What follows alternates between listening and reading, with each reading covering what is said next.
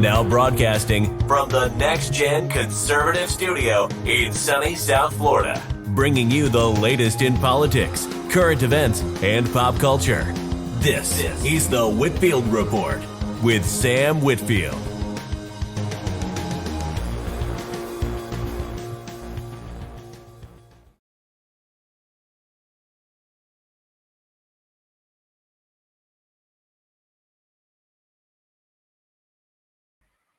Well, hello, folks, and welcome to the Whitfield Report Wednesday edition of the show. I am back, and somewhat of a, mostly healthy capacity. I tested negative for COVID yesterday afternoon, so that's good. So I've officially kicked the COVID. However, I still have a little bit of a lingering cough, which you may hear, um, you know, throughout the show somewhat, but I'll try and keep that to a minimum.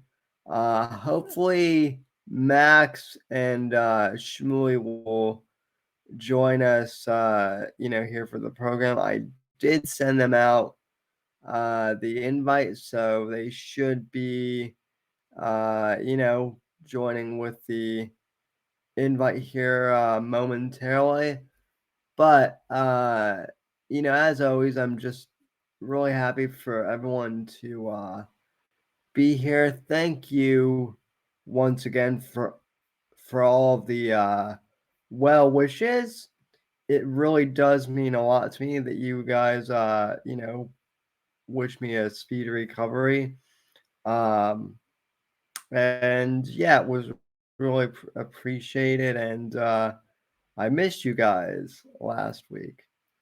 And Max is joining us while I'm making the final prep, so I'll let him kind of say hello to the audience. And Max, good to have you here. I haven't talked to you in a couple weeks, man. How are you?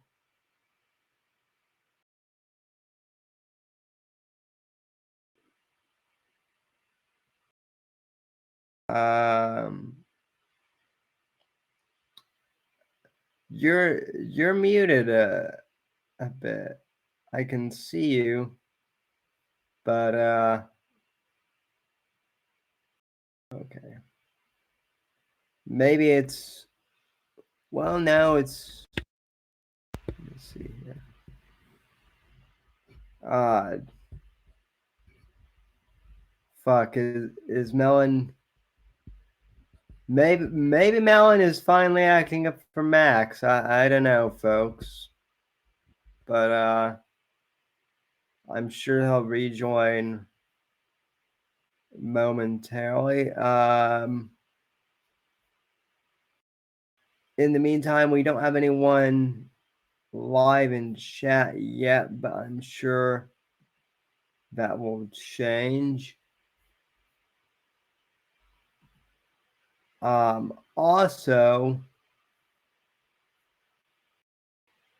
it is somewhat interesting that for whatever reason, even though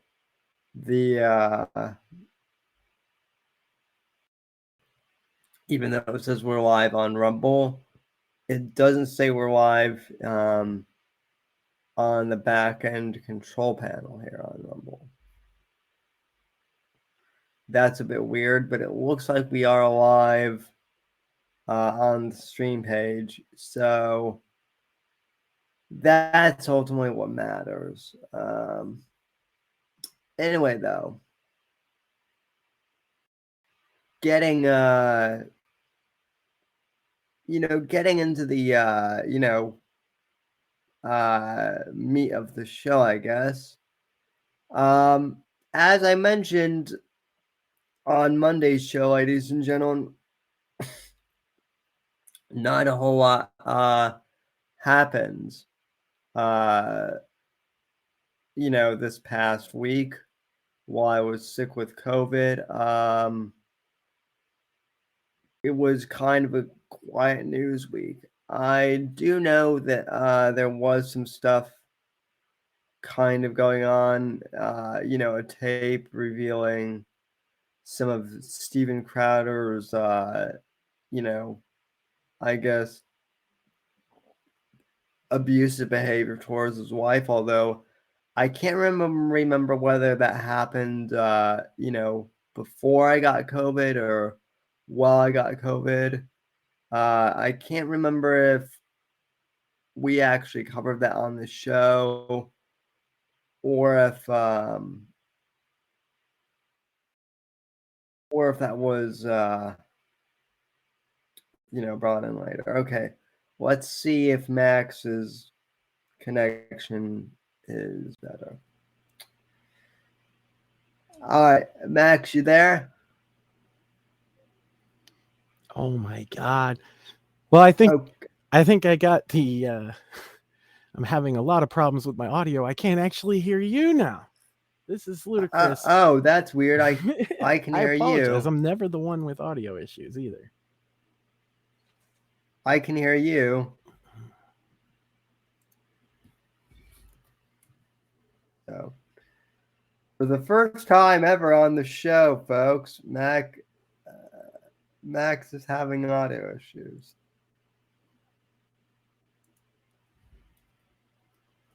But there it is. I got you now, Sam. Okay. Good. I was playing a game of Warframe when you sent the link, and apparently my mic was being used by too many things, and my system freaked out. Oh yeah. That's happened to me before as well. So yeah, I hadn't talked to you direct. I mean, we talked in Discord or Gilded and stuff, but not really haven't talked to you like this. How you holding up? Well, other than the Chinese trying to assassinate me with biological warfare True. last week, I've mostly just been amazed at how literally, like, I picked the perfect time to get COVID as far as the news cycle, because as far as I can tell, literally nothing happened. Yeah, nothing at all. Sick. Yep. Yeah, no, it was perfect. Like, if I had to get sick, I got sick, at the most opportune time, because the calm before the storm, if you will. Now everything's news.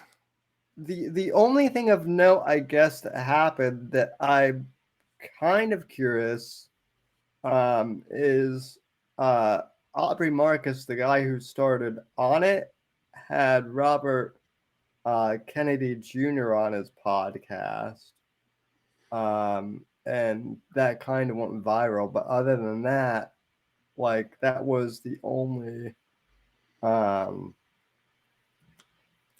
thing. And I know that that you kind of have connections to the Kennedy family, so I don't know if you have any opinions on RFK Jr. or if he's even a likely candidate. I try not to get too excited about let's start there. No, he's not a viable candidate because he's the anti-COVID lockdown, anti-vaccine guy on the left, right? So, he'd probably have more luck running as a Republican, but on the flip side, a lot of people liking him because they like what he says about COVID. Look at what he has to say about gun control. Look at what he has to say about healthcare, and look at what he has to say about reparations. And then maybe, you might get a better picture of why I say he's a non-starter. Also, he's a non-starter because it's the Democrat Party and they have super delegates. Bernie, anybody? Yeah. No, I mean, it's interesting to see somebody with The thing about Kennedys is they're not particularly impressive people. Usually they're scumbags, almost all of them universally. And yeah, that's, I mean, like, the thing is he's gotten this little niche because he's taken on the kind of the left versions of like the anti-vaccine stuff, which again, like a lot of people like him on the right even for that. And I can understand that because he is literally the only anti-vax candidate in the race at this point, as far as I know. Certainly for a major party with media attention anyway, right? Kanye's not in, no matter how much Nick Fuentes like limp-wristedly slaps at the world. You saw that, right? Yeah, I saw that. I saw that today. And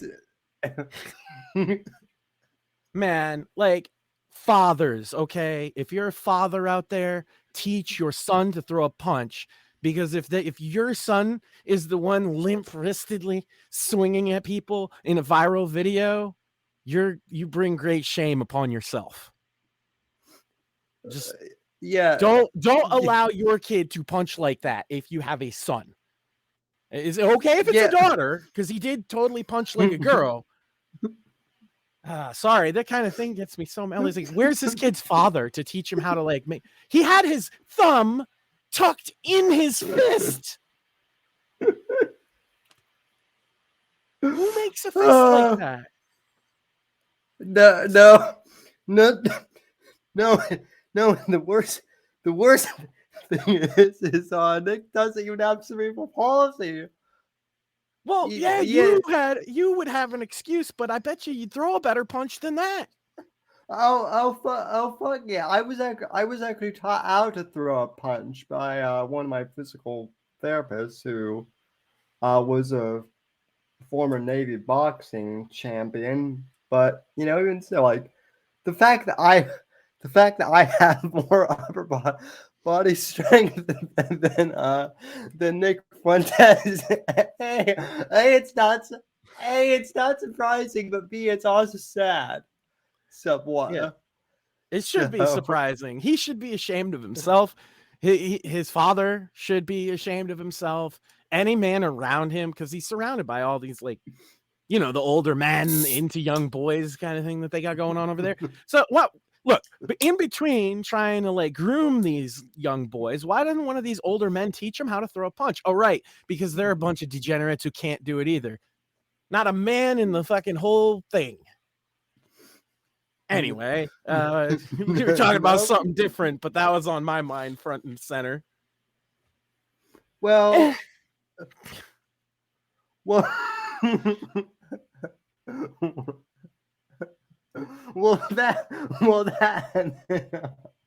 that man is going to help you win the culture war single-handedly, and a civil war too.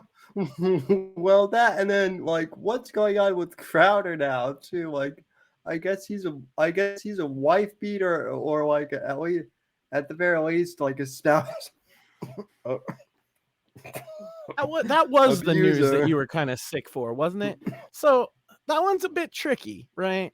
I don't think it painted him as a dick, but it's also a clip out of context. They're in a messy divorce. Yeah. Here's the thing, though.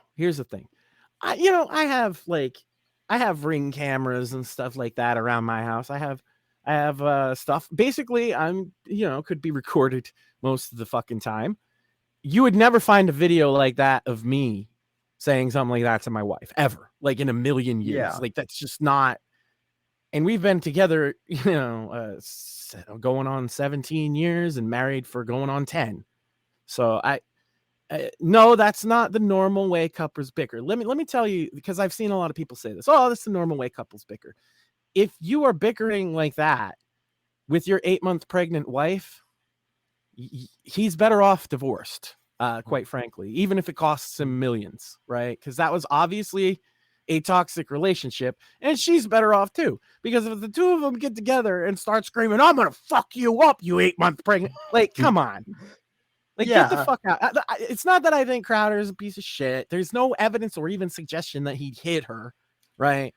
There's a suggestion, like saying I'm gonna fuck you up to your 8-month pregnant wife. Yeah, like that's bad on him, and he hasn't taken actual responsibility for it. In my estimation, I watched his little response video, and his response was, "Oh yeah, well I'm gonna unseal the court docs and show everybody your mental health history." Not the right way. Not the right way to respond.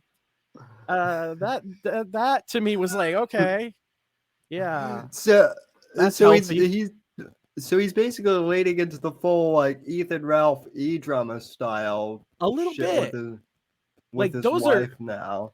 Those are very Ralph-esque ways to handle things, I think. But I don't know. Like, as far as the video goes, showing him and that relationship on their worst day does a disservice to both of them. I don't know if she leaked it or somebody else got it somehow. I'm not really sure the specifics, but I did watch the video.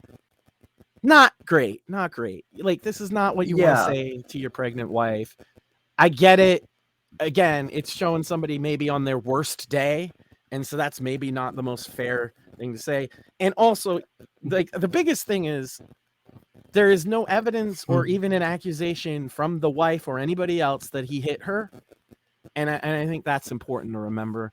They had some knockdown dragouts, and now it's a messy divorce. Like, that happens. Yeah, I don't think it ruins Crowder's fucking career. I also don't think highly, but my take is the same as it's always been, and you know what it is stop looking up to celebrities, present company included, for your moral guidance on how you live your life. You can take advice from people, you can get ideas from people, but just know that, like, you know, when the camera turns off, I go take a shit just like everybody else, right? Like, we're just people. We're and the hypocrisy among celebs is a big thing, and it's staggering to me and most other people because we're not that hypocritical. We're not so blatantly phony that it can be exposed so easily. Normal people don't live that way, where they live a public life that's a complete lie. Only really, like, very online people do that, and it's specifically like celebrities. And so just look, right. If you watch Crowder for entertainment, be entertained. But when he gives you advice about a marriage, maybe say, yeah, sure, buddy, and go the other way. Because well, that's the whole problem, though. And I don't think it's necessarily just with like conservatives. I think society in general has this weird thing where parasocial relationships are like the only thing in the current year. I hate to say it, and it's ridiculous, and everyone laughs, but there are people who unironically look up to the Kardashians as role models. Now, to you or I, or to anyone that tends to listen to this type of podcast, we all kind of roll our eyes and laugh and mock people that that unironically watch the Kardashians, but there are people out there that do so. And I mean, they had like the #1 rated reality show for years, and they've made millions of say what you want, they built an empire. They built an empire on a sex tape, actually. I've never watched the show, like, not even clips, right? I've just heard people talk about it over the years. I wouldn't. It's not something I would want to watch either. Yeah, no, I think I saw like one thing, like once when I was flipping around like on the TV, like one night back when we still had cable. But yeah. But yeah, you're right. It's not just celebrities, but I feel that celebrities, and you're right when you said it's not just the right, it's the left too. But the celebrities feel more personal to these people, and they actually derive, I would say, more like life advice from them than people do with celebrities, because like Hollywood celebrities seem untouchable in some ways, right? Like you're never going to be friends with Sylvester Stallone necessarily. It'd be very strange if that happened, right? But Right. you could potentially have some type of interaction directly with Steven Crowder, right? It's not Yeah. that difficult. So I And think and that I has something to do with it. and I actually have, and spoiler alert, he's kind of a dick. Yeah, I wouldn't be So surprised. I've I've seen some fun stuff that he's done over the years, and I just don't. I don't look up to any of these people. Actually, I think most of them are pieces of shit, and I keep being proven right in individual cases over and over and over again. But the point isn't, oh, let's burn down all these celebrities or don't watch them ever. Don't watch any of that type of content. It's just they're very likely not a good role model. Odds no, are. well, and it's just like politics in the sense that people like to mudsling, right? Mm-hmm. So Crowder's the bad. Crowder's kind of the quote unquote bad guy of the week. So everyone who likes to shit on Crowder, Mersh is going to have their day in the sun, so to speak. To be able Well, to say. I mean, to be fair, Crowder at least could marry a woman. Yeah, that's That's not the true. Mersh win he thinks it is, right? No. Well, and then the thing that was annoying was I had my phone, like I was really sick, like I wasn't checking my notifications most of the time, but when I did go onto Twitter a few times, like I had all these Owen Benjamin fans. And yes, I know they're called bears, but I refuse to use that Well, but if you term said that, I would have anymore. a whole set of questions because you specified Owen Benjamin fans. Now I know. But if you said there's a bunch of bears online talking to me, I'm gonna be like, where the fuck did you get out? You're over there in like Yeah. fucking bear Twitter. I don't know if they'd go for you. You're not Twinkie. Yeah, no. Yeah, no, it's a whole fucking thing. with Owen, but yeah.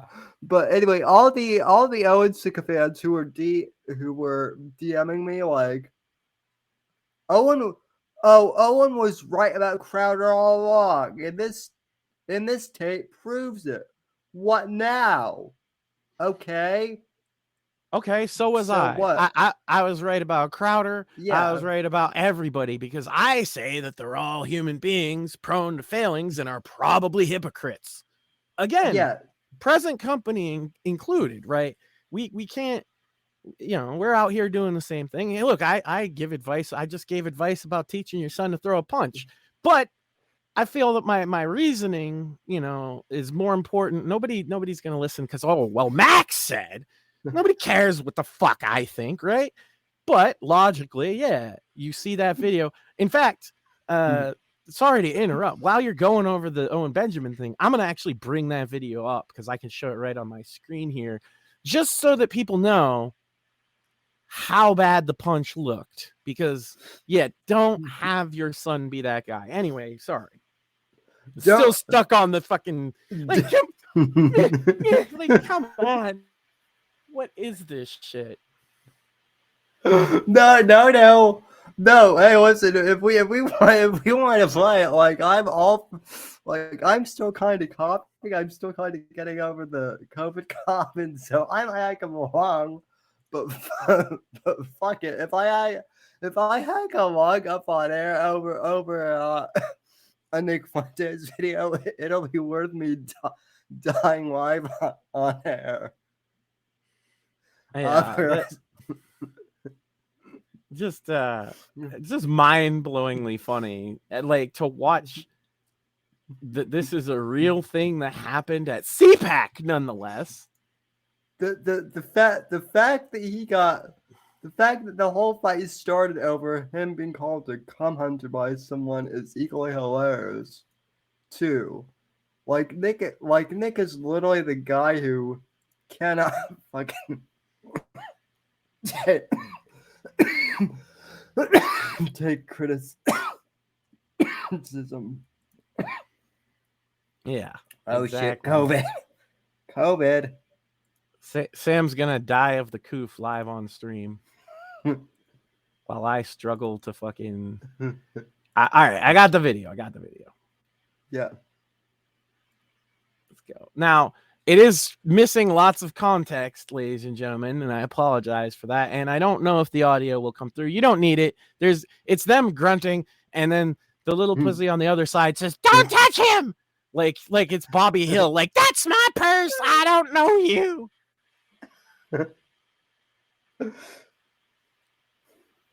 Can we make note of how stupid he fucking looks?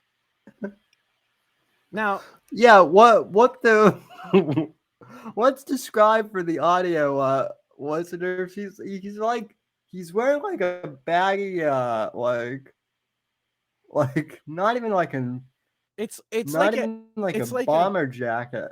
Puffy like 1997 jacket. I guess Kanye wears them, so that's probably it. He's got what looked to be like dollar store sunglasses on, and he's wearing pants. Yeah, dollar store Ray-Ban. this is the important part, and maybe we can get a better picture if it's zoomed out a little. Why is he wearing fish wader boots? What's like those? Look at the fucking size of those boots. It's like a kid putting his dad's shoes on. What the fuck? Like, well, and this is at CPAC, so he goes to CPAC looking like this, and then gets in a fight. Well, when I was like in middle school, one of the stupid things that kids used to do was like wear shoes that were like 2 sizes too big for them, because I guess that was like a gangster thing to do or something in the hip hop scene. So maybe it's that, but he's like a 5'2" white guy, and it looks retarded. Anyway, let's see. So yeah. So here he's like kind of arm wrestling with the guy up against the wall. Allegedly, the story is that the guy called him a cum hunter. Nick came over and they started having like I guess in pro wrestling they'd call this a test of strength. It's a test of who's got the limpest wrists or something. And so they're locked in this gay little death grip. And again, the guy getting punched here. If he did call him cum hunter, that's hilarious and like props for that. But he doesn't get out of this fight unscathed either, because he looks like a mega bitch too, right? So this is like the sissiest slap fight I've seen in a long time. So here we have them wrestling, and you'll see where it escalates from here. The pudgy gentleman throws a kick, and then boom, boom, 2 of the weakest little girl punches I've ever seen. And he even corrected his fist position so that his thumb's on the outside after he finished throwing the fucking punches. But he tucked it in like a little, like a child does, Mm-hmm. If you could see it, it's tough, but yeah, he had it tucked. See? He fucking tucked his fucking thumb. That's how you break your thumb, by the way, ladies and gentlemen. Lucky for him, though. Lucky for Mr. Fuentes that his wrist is so limp, because if it wasn't, he would have shattered his thumb and his wrist. I would have laughed even harder had that been the case.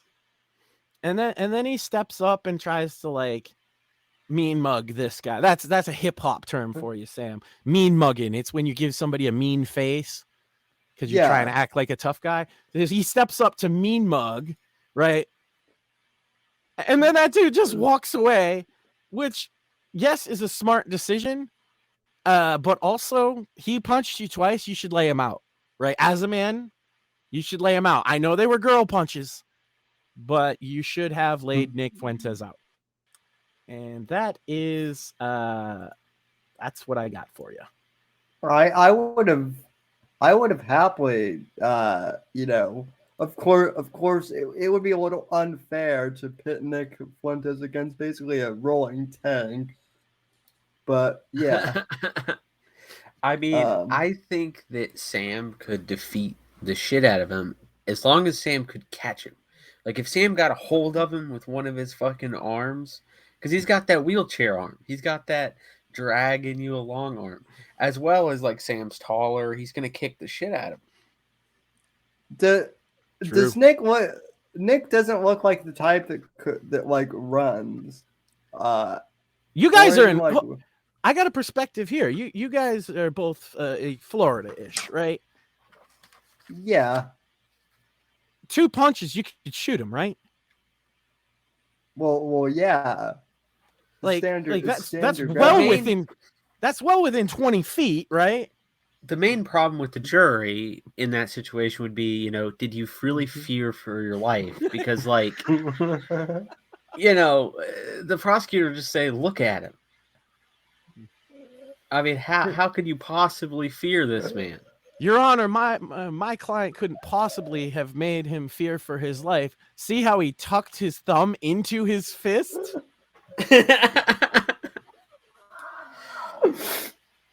Lord. It's just sad and pathetic. And look, this might be a controversial opinion. It's a shame that he has to be the way that he is because, he could do something productive with his life. He has a modicum of charisma. He's able to speak a little bit coherently. The porn industry always needs fluffers. Well, I mean, just imagine a world where, like, he got a law degree. Imagine a world where, like, he works at McDonald's. I think, like, it seems like that should have been his thing, right? Because he's obsessed with it. He'd get early access to all the little adult Happy Meal toys, right? Think about it. Consider this. I mean, we're talking about a man who said that he wants to leave the United States because McDonald's was no longer open 24/7. Yeah. My first response is like, there's not that many countries where you're going to have 24/7 McDonald's. Well, and even so, it's like, really, like, when are you going to McDonald's? Because even though McDonald's isn't open 24/7 anymore, they're still open like 18 hours. Like, they're pretty much open most of the time. But I want to wake up at 3 p.m. and stay up all night because fuck you, Mom. No bedtimes. Well, look, like, I can understand the frustration at, your favorite restaurant not being open 24/7, right? But to borderline cry and say that you're going to leave the country because of it just speaks to a certain level of immaturity, right? I have my frustrations with America, the current state of things, right? But McDonald's not being open 24/7 is pretty fucking low on the list, right? That's pretty. We're petering on, like, economic fucking full-on recession that will remind me of my childhood, right? A housing bubble, baby, about to fucking break. The fucking the what is it, Title 42 thing, and now we got people rushing the goddamn border. Yeah, but it's McDonald's. We should really be worried about McDonald's.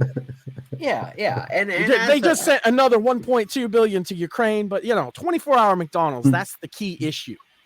Well, dude, he showed up and, like, they weren't wearing a uniform. He was also very angry that they weren't wearing a uniform. Okay. That's weird. When you pull there at 11, you know, sometimes the lady in there, she's not wearing the uniform pants, and this is some affront, right?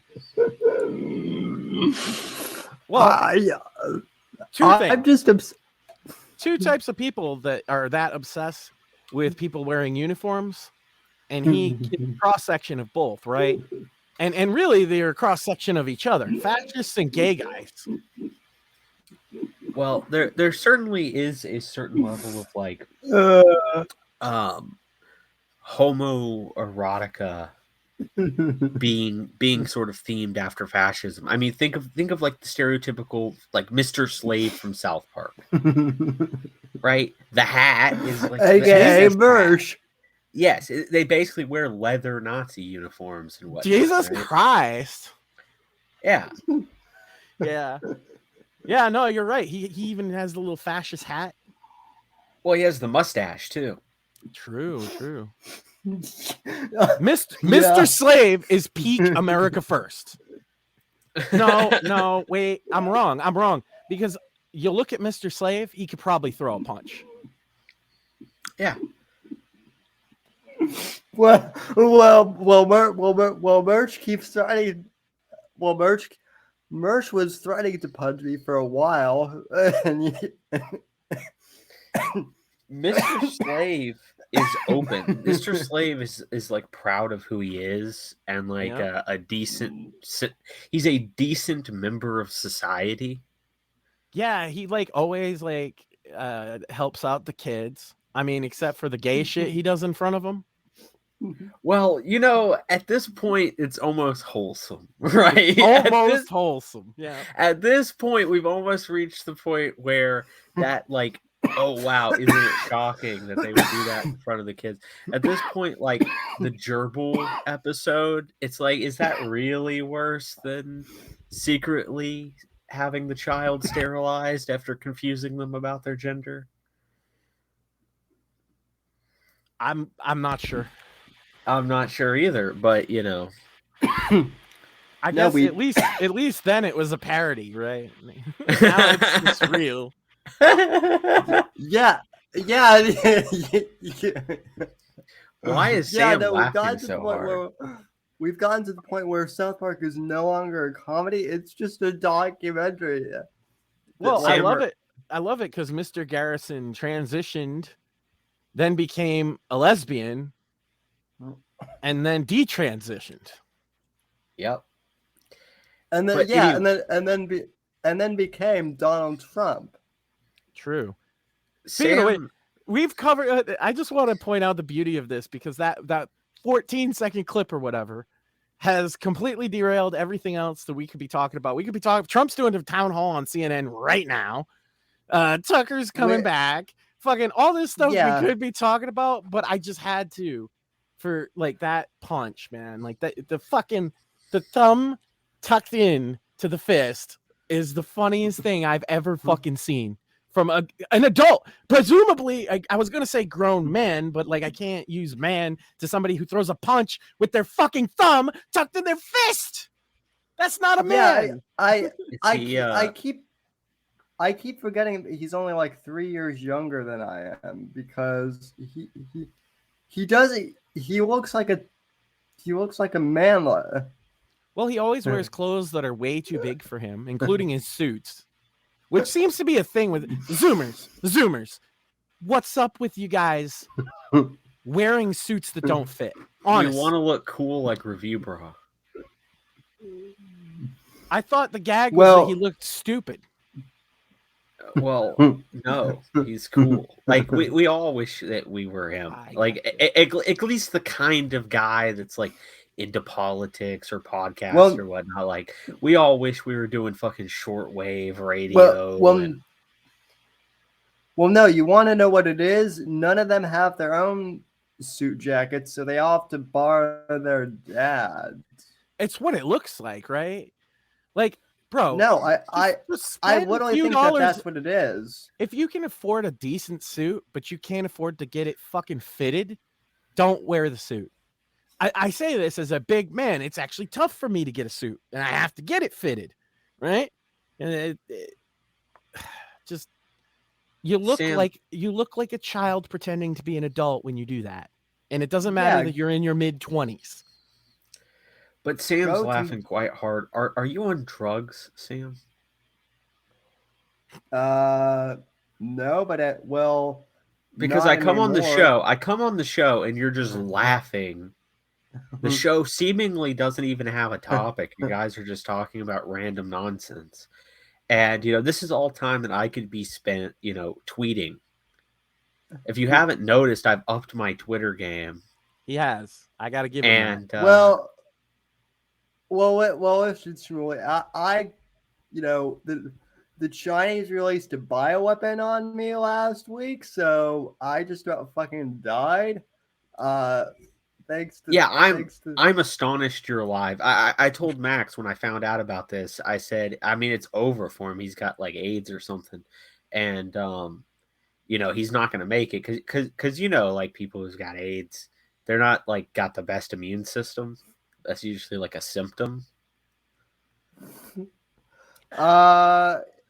Yeah, well, I wouldn't say it was that bad, but I mean, I will have it was full-blown AIDS.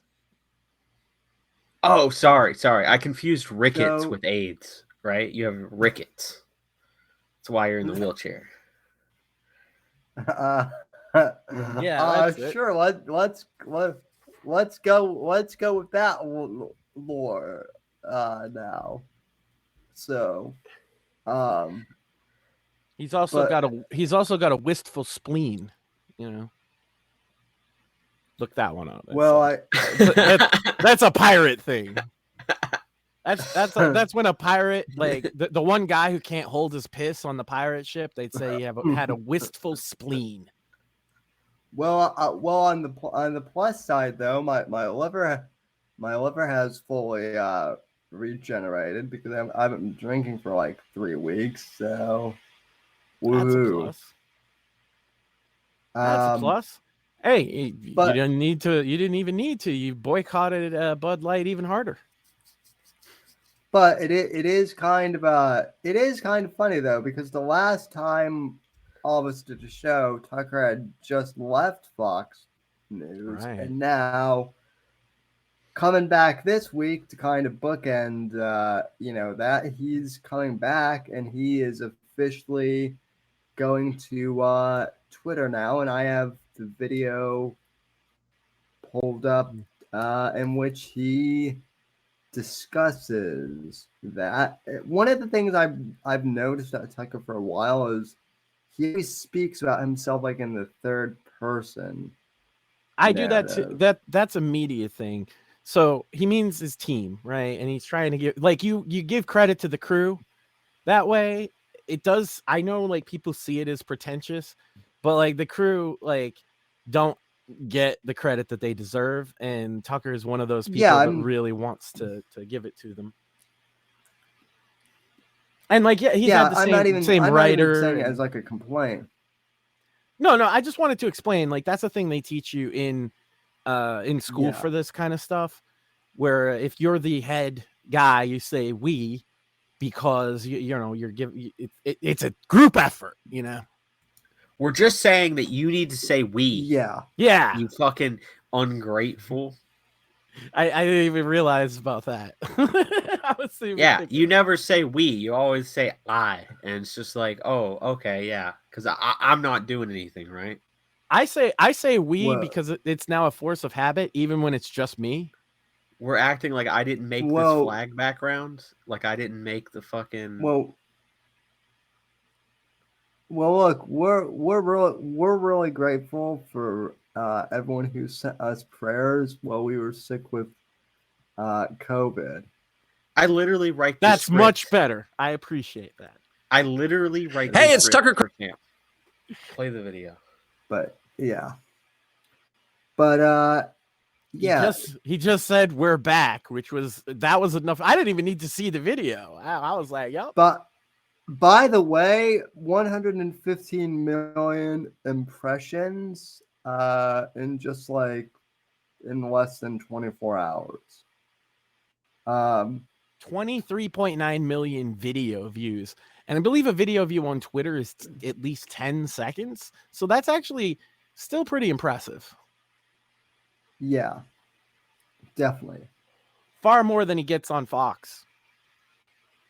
Oh yeah, easily. Well, the Babylon Bee released a headline that says like unemployed man, streaming from basement beats Fox, creams Fox News in terms of viewership. So certainly his first show will do that.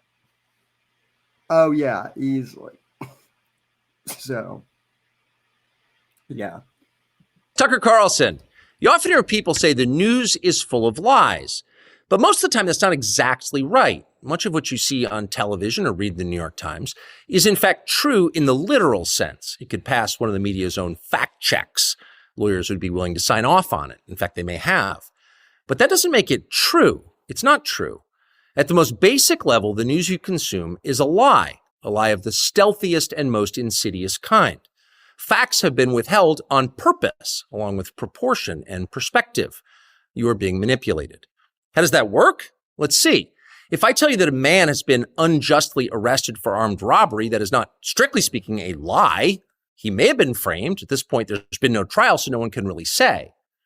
But if I don't mention the fact that the same man has been arrested for the same crime 6 times before, am I really informing you?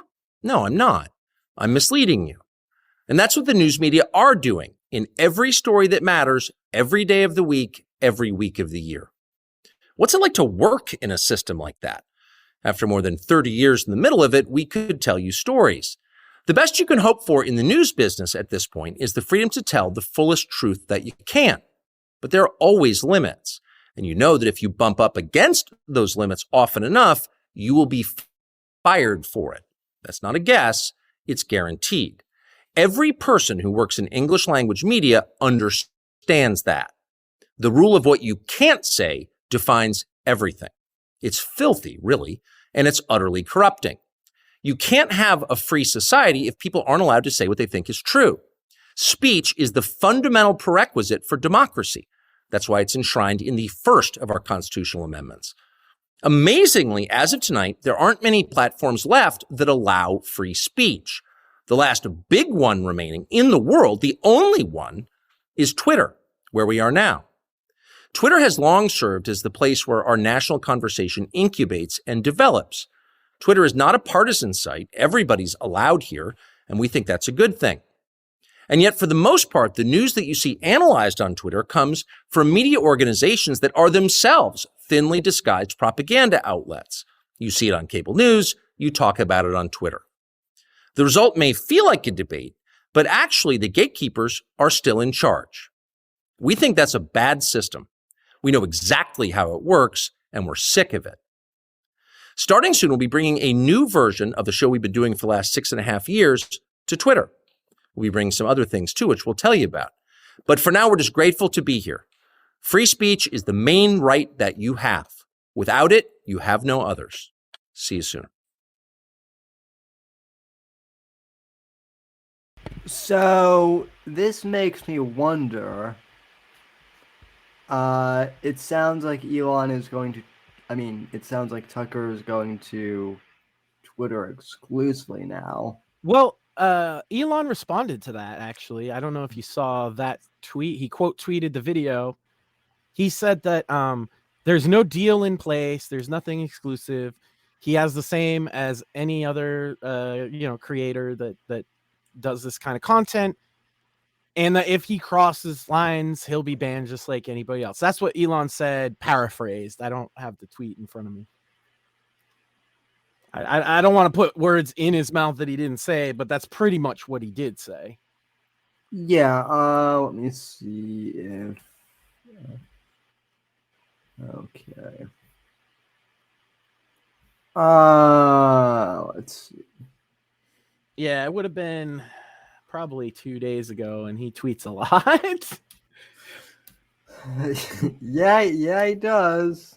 I mean, if you own Twitter, you probably would tweet a lot more too, you know? I do like this funny meme though. No. He comes with some fire memes, I gotta say. Yeah. I also saw a meme this week about Elon that I wanted to bring attention to. Somebody asked that why his smile is backwards. And it's true. If you look at like pictures of him, he's clearly smiling, right? But the corners of his mouth go down. I never noticed that. Keep an eye out for it. If you see pictures of Elon, you'll notice. Yeah, I have. Okay, here it is.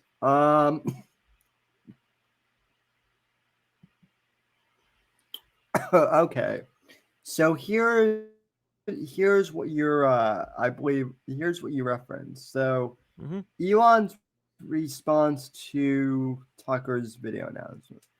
On this platform, unlike the one-way street of broadcast, people are able to interact, critique, and refute whatever is said. And of course, anything misleading will get community notes. I also want to be clear. I also want to be clear that we have not signed. By the way, I do want to say it is hilarious and just joyous to see Joe Biden getting community notes constantly now. The White House of all things is subject to community notes. It's great. As it should be. I also want to be clear that we have not signed a deal of any kind whatsoever. Tucker is subject to the same rules and rewards of all content creators. Rewards means subscriptions and advertising revenue share coming soon, which is a function of how many people subscribe and the advertising views associated with the content. I hope that many others, particularly from the left, also choose to be content creators on this platform. Well, I mean, that's a pretty, I guess, good take for him to have. It's fair. Yeah, fair. It's saying, he's either gonna sink or swim, just like anybody else. Obviously, we know what's gonna happen. That first show is gonna fucking do something incredible because everybody's gonna want to see what does Tucker off the leash have to say. Now, there's a couple caveats I think to this. If you're expecting him to shit all over Fox News, I doubt it because there potentially is some litigation gonna happen there. So it seems unlikely that he will just shit all over his former employer like some people want to see. But it doesn't matter because the damage is being done just by him moving forward without them. Yeah. Well, there have been rumors that Elon is working on building like a video platform similar to YouTube or Rumble. Well, no, that's not a rumor. That's what he's talking about there. Revenue share. Like the technology is already built into the site. How you organize the videos, I think certainly like we would need a whole new like subset of the website where you could just look at fucking videos, but I don't think that would be too hard to make, and they'll be hosted natively on the tweets. So it's basically just going to be Twitter plus you'll be able to stream on it, Yeah, well that's what I'm saying. That's been the goal, the stated goal, and he's been working towards it. He even says in there the revenue share that's coming soon, as well as the subscriptions, which is the new like the super tweets or whatever you want to call it. And you can and that shit's annoying. All right, Elon, let's hash this out. I don't care if somebody I follow subscribed to somebody. That doesn't impress me at all. And I think that's a really like weak ass way to fucking try and shill for subscriptions. People are going to subscribe to people on Twitter because they like their content, not because somebody they're friends with likes their content. Yeah, well, and right now they're not really right now Twitter hasn't really done like a good idea of like explaining what, or I guess the individual content creators. It doesn't really seem like there is that much exclusive content. Um, like as a content creator, I don't necessarily see why I would post stuff on here as opposed to something like locals, right? There's not like that much functionality on Twitter yet. Like maybe you could get like an exclusive like podcast feed on Twitter or All right. something. That's what I'm saying. The infrastructure is there for you to do this already, and it's only going to get better monetarily. But what they have to convince people is that Twitter is the best way to watch it. And Tucker being exclusive to Twitter is one good way to do that. Although Yeah. you're going to need more than Tucker. You're going to need left-wing people. You're going to need you're going to need gamers. You're going to need fucking e-girls. You're like that's what a streaming site is made up of these days, right? And you kind of need that to drive the revenue. Yeah. Oh shit. Resisted for $5 says, happy you back with the homies and you are doing good, Sam. I appreciate that, Resisted. So thanks for the $5 rant, as they call them on Rumble. So very cool. Yeah, it'll be interesting to see once they get more video creators too, what that means like for Spotify and Rumble too, right? I mean, we were just talking at the Crowder thing, and I mean that's got to be that's not good PR for Rumble. To be fair, it like he's already bounced back. He has the #1 show. We're competing right now against him watching Trump's town hall, or we were when I came in here. He was the #1 stream, so it didn't really hurt him much, and I think thus didn't really hurt Rumble very much. Like I said, look, just don't take marriage advice from the guy. You'll be fine. Laugh at his stupid jokes. You should take marriage advice from me. Yes. The expert. I've read 2 books on the subject. He's really good, you know. I'm sure you are. I'm sure you are. I've watched 3.5 episodes of Dr. Phil. Damn. I used to be subscribed to Stefan Molyneux. So, well, me too. Right, to be shoot him at me. It was fine.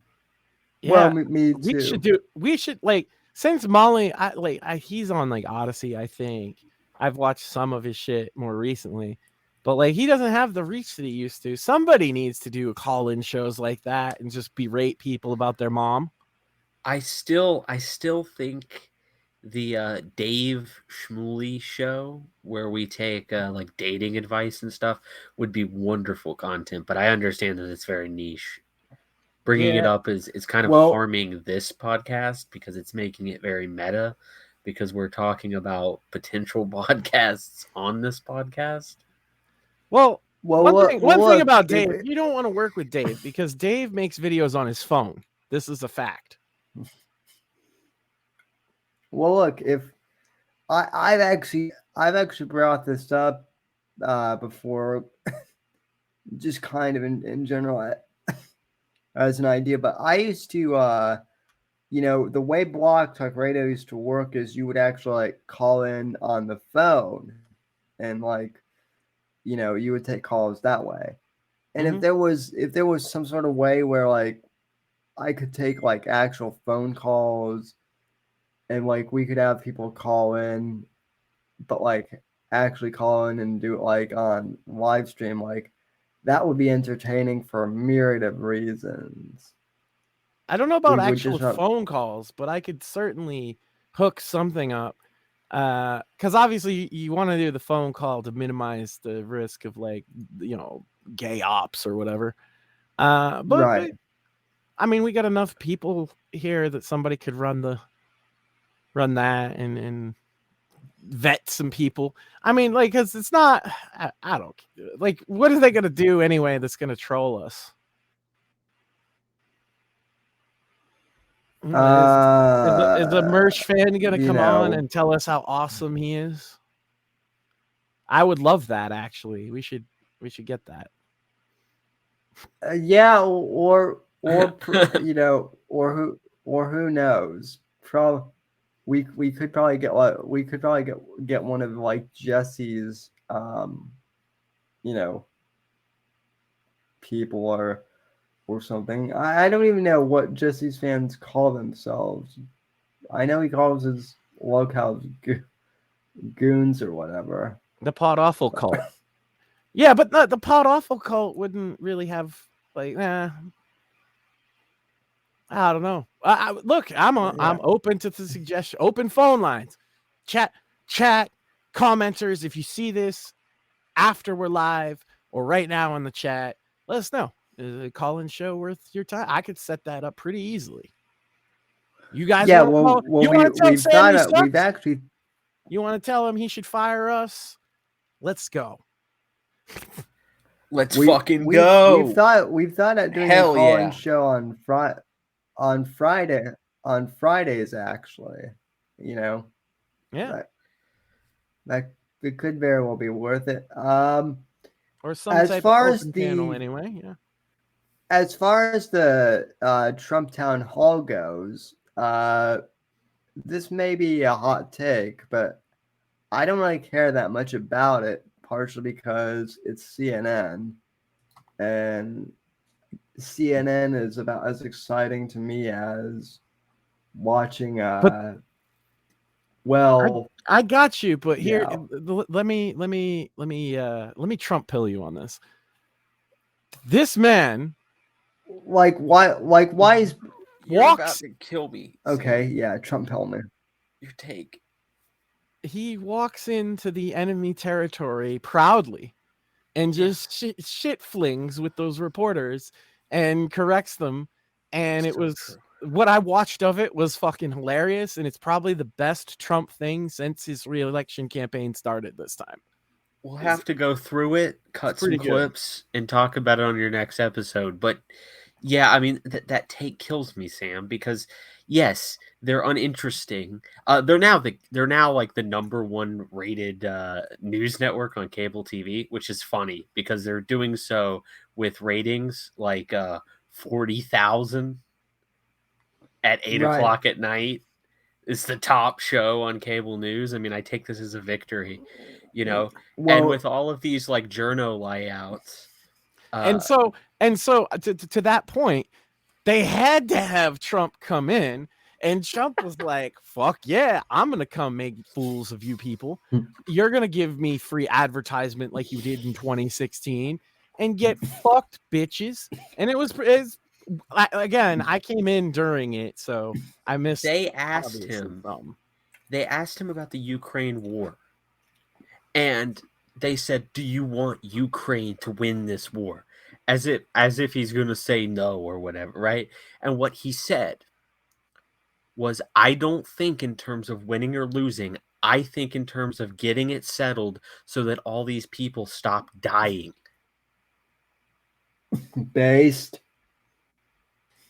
And, I do believe that the most sincere part of Donald Trump's platform and his priority in his first term, and I think that shows, is foreign policy. He really does care deeply about trying to improve the foreign policy of our country so that less people die. Taking out ISIS was one of them. And he has the track record to prove it, like you're saying, yeah. If you remember, there was some tension. There was some tension in Syria between America and Russia, but for the most part, we worked together to defeat ISIS. True. Well, this is the one thing that that always really pissed me off with the libertarians, right? Because they would always bitch and moan, Trump's status this, Trump's status, whatever. But it's like Well, as far as like foreign policy goes, he was pretty much like the libertarian wet fucking dream. well, and here's the of- thing. Here's the thing. Who's the main, like, who's the most autistic libertarian? Well, Rothbard died, right? So it can't be him. Hoppe's not autistic enough. It's Walter Block, right? And what did Walter Block have to Yeah. say on the issue? Well, Walter Block has this old analogy that he would talk about, and it's, okay, you're a slave, right?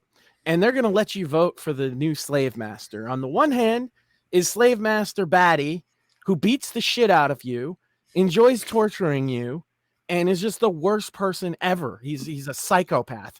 And on the other hand is slave master Goody. You're still a slave, but he treats you pretty decently, right? He doesn't beat you as much, and whatever.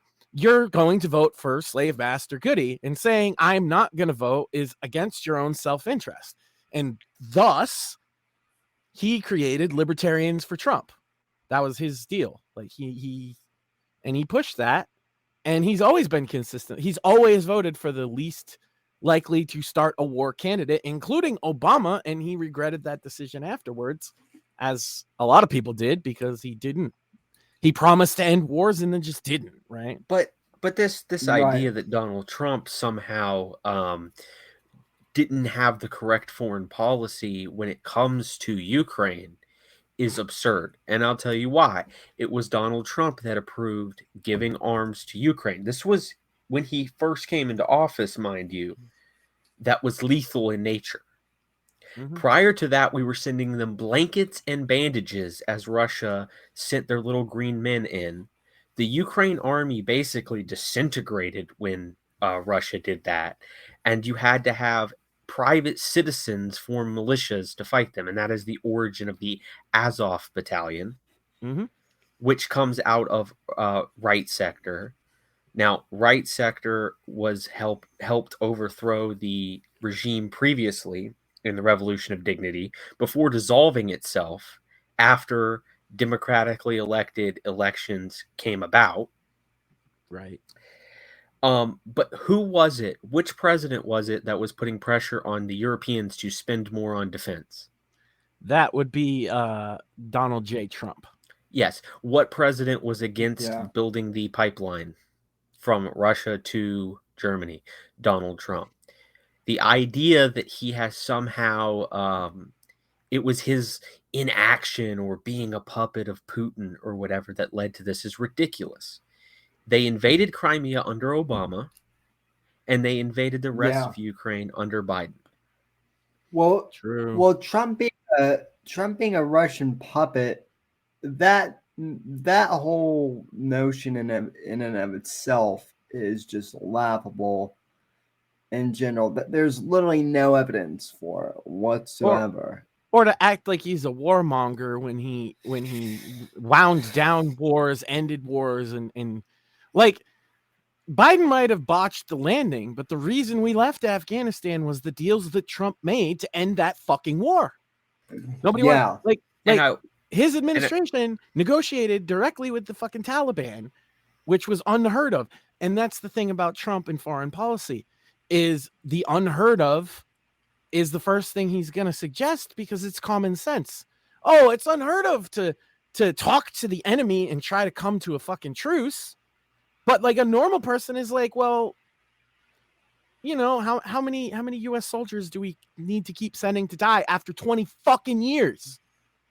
Well, if you remember, because this is left out of the analysis that a lot of Americans make on the withdrawal from Afghanistan, it was the Biden administration that reneged on our agreement with the Taliban, pushed back the date that we would pull out for political reasons.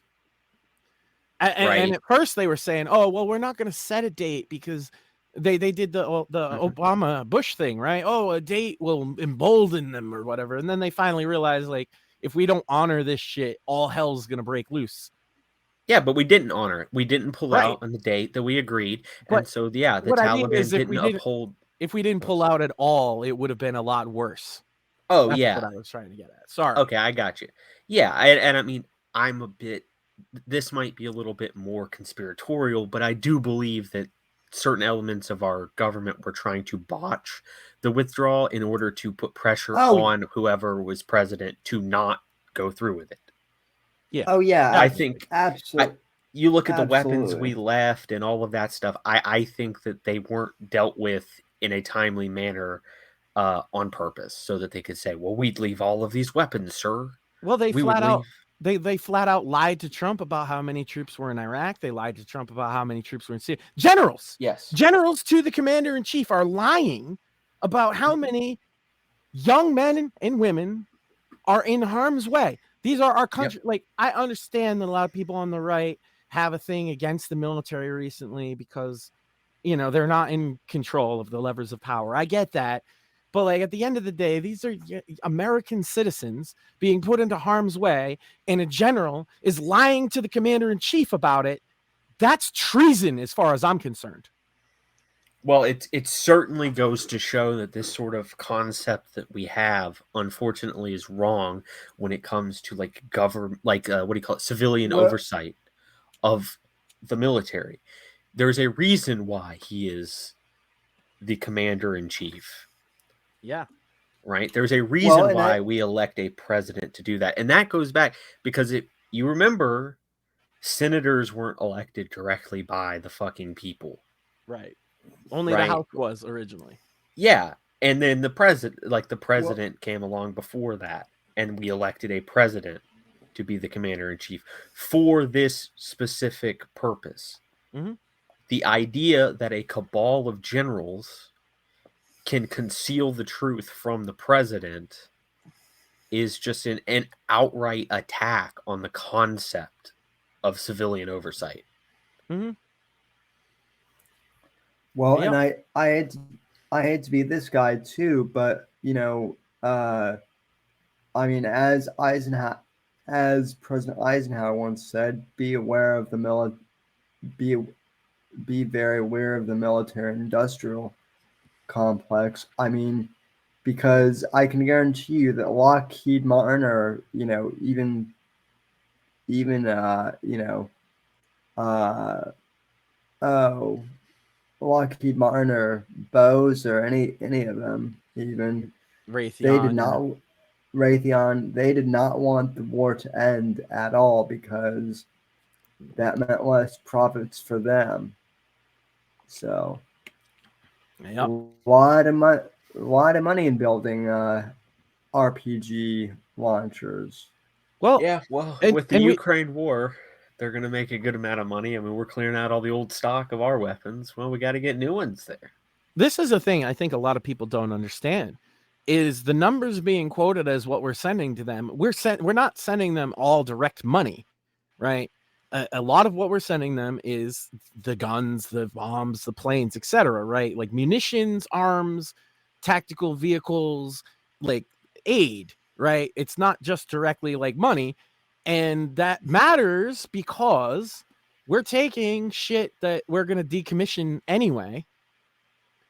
You know, it's this $20 million tank, right? But the tank's actual value, because it's been depreciated over so many years and it's about to go out of commission, is nowhere near 20 million, right?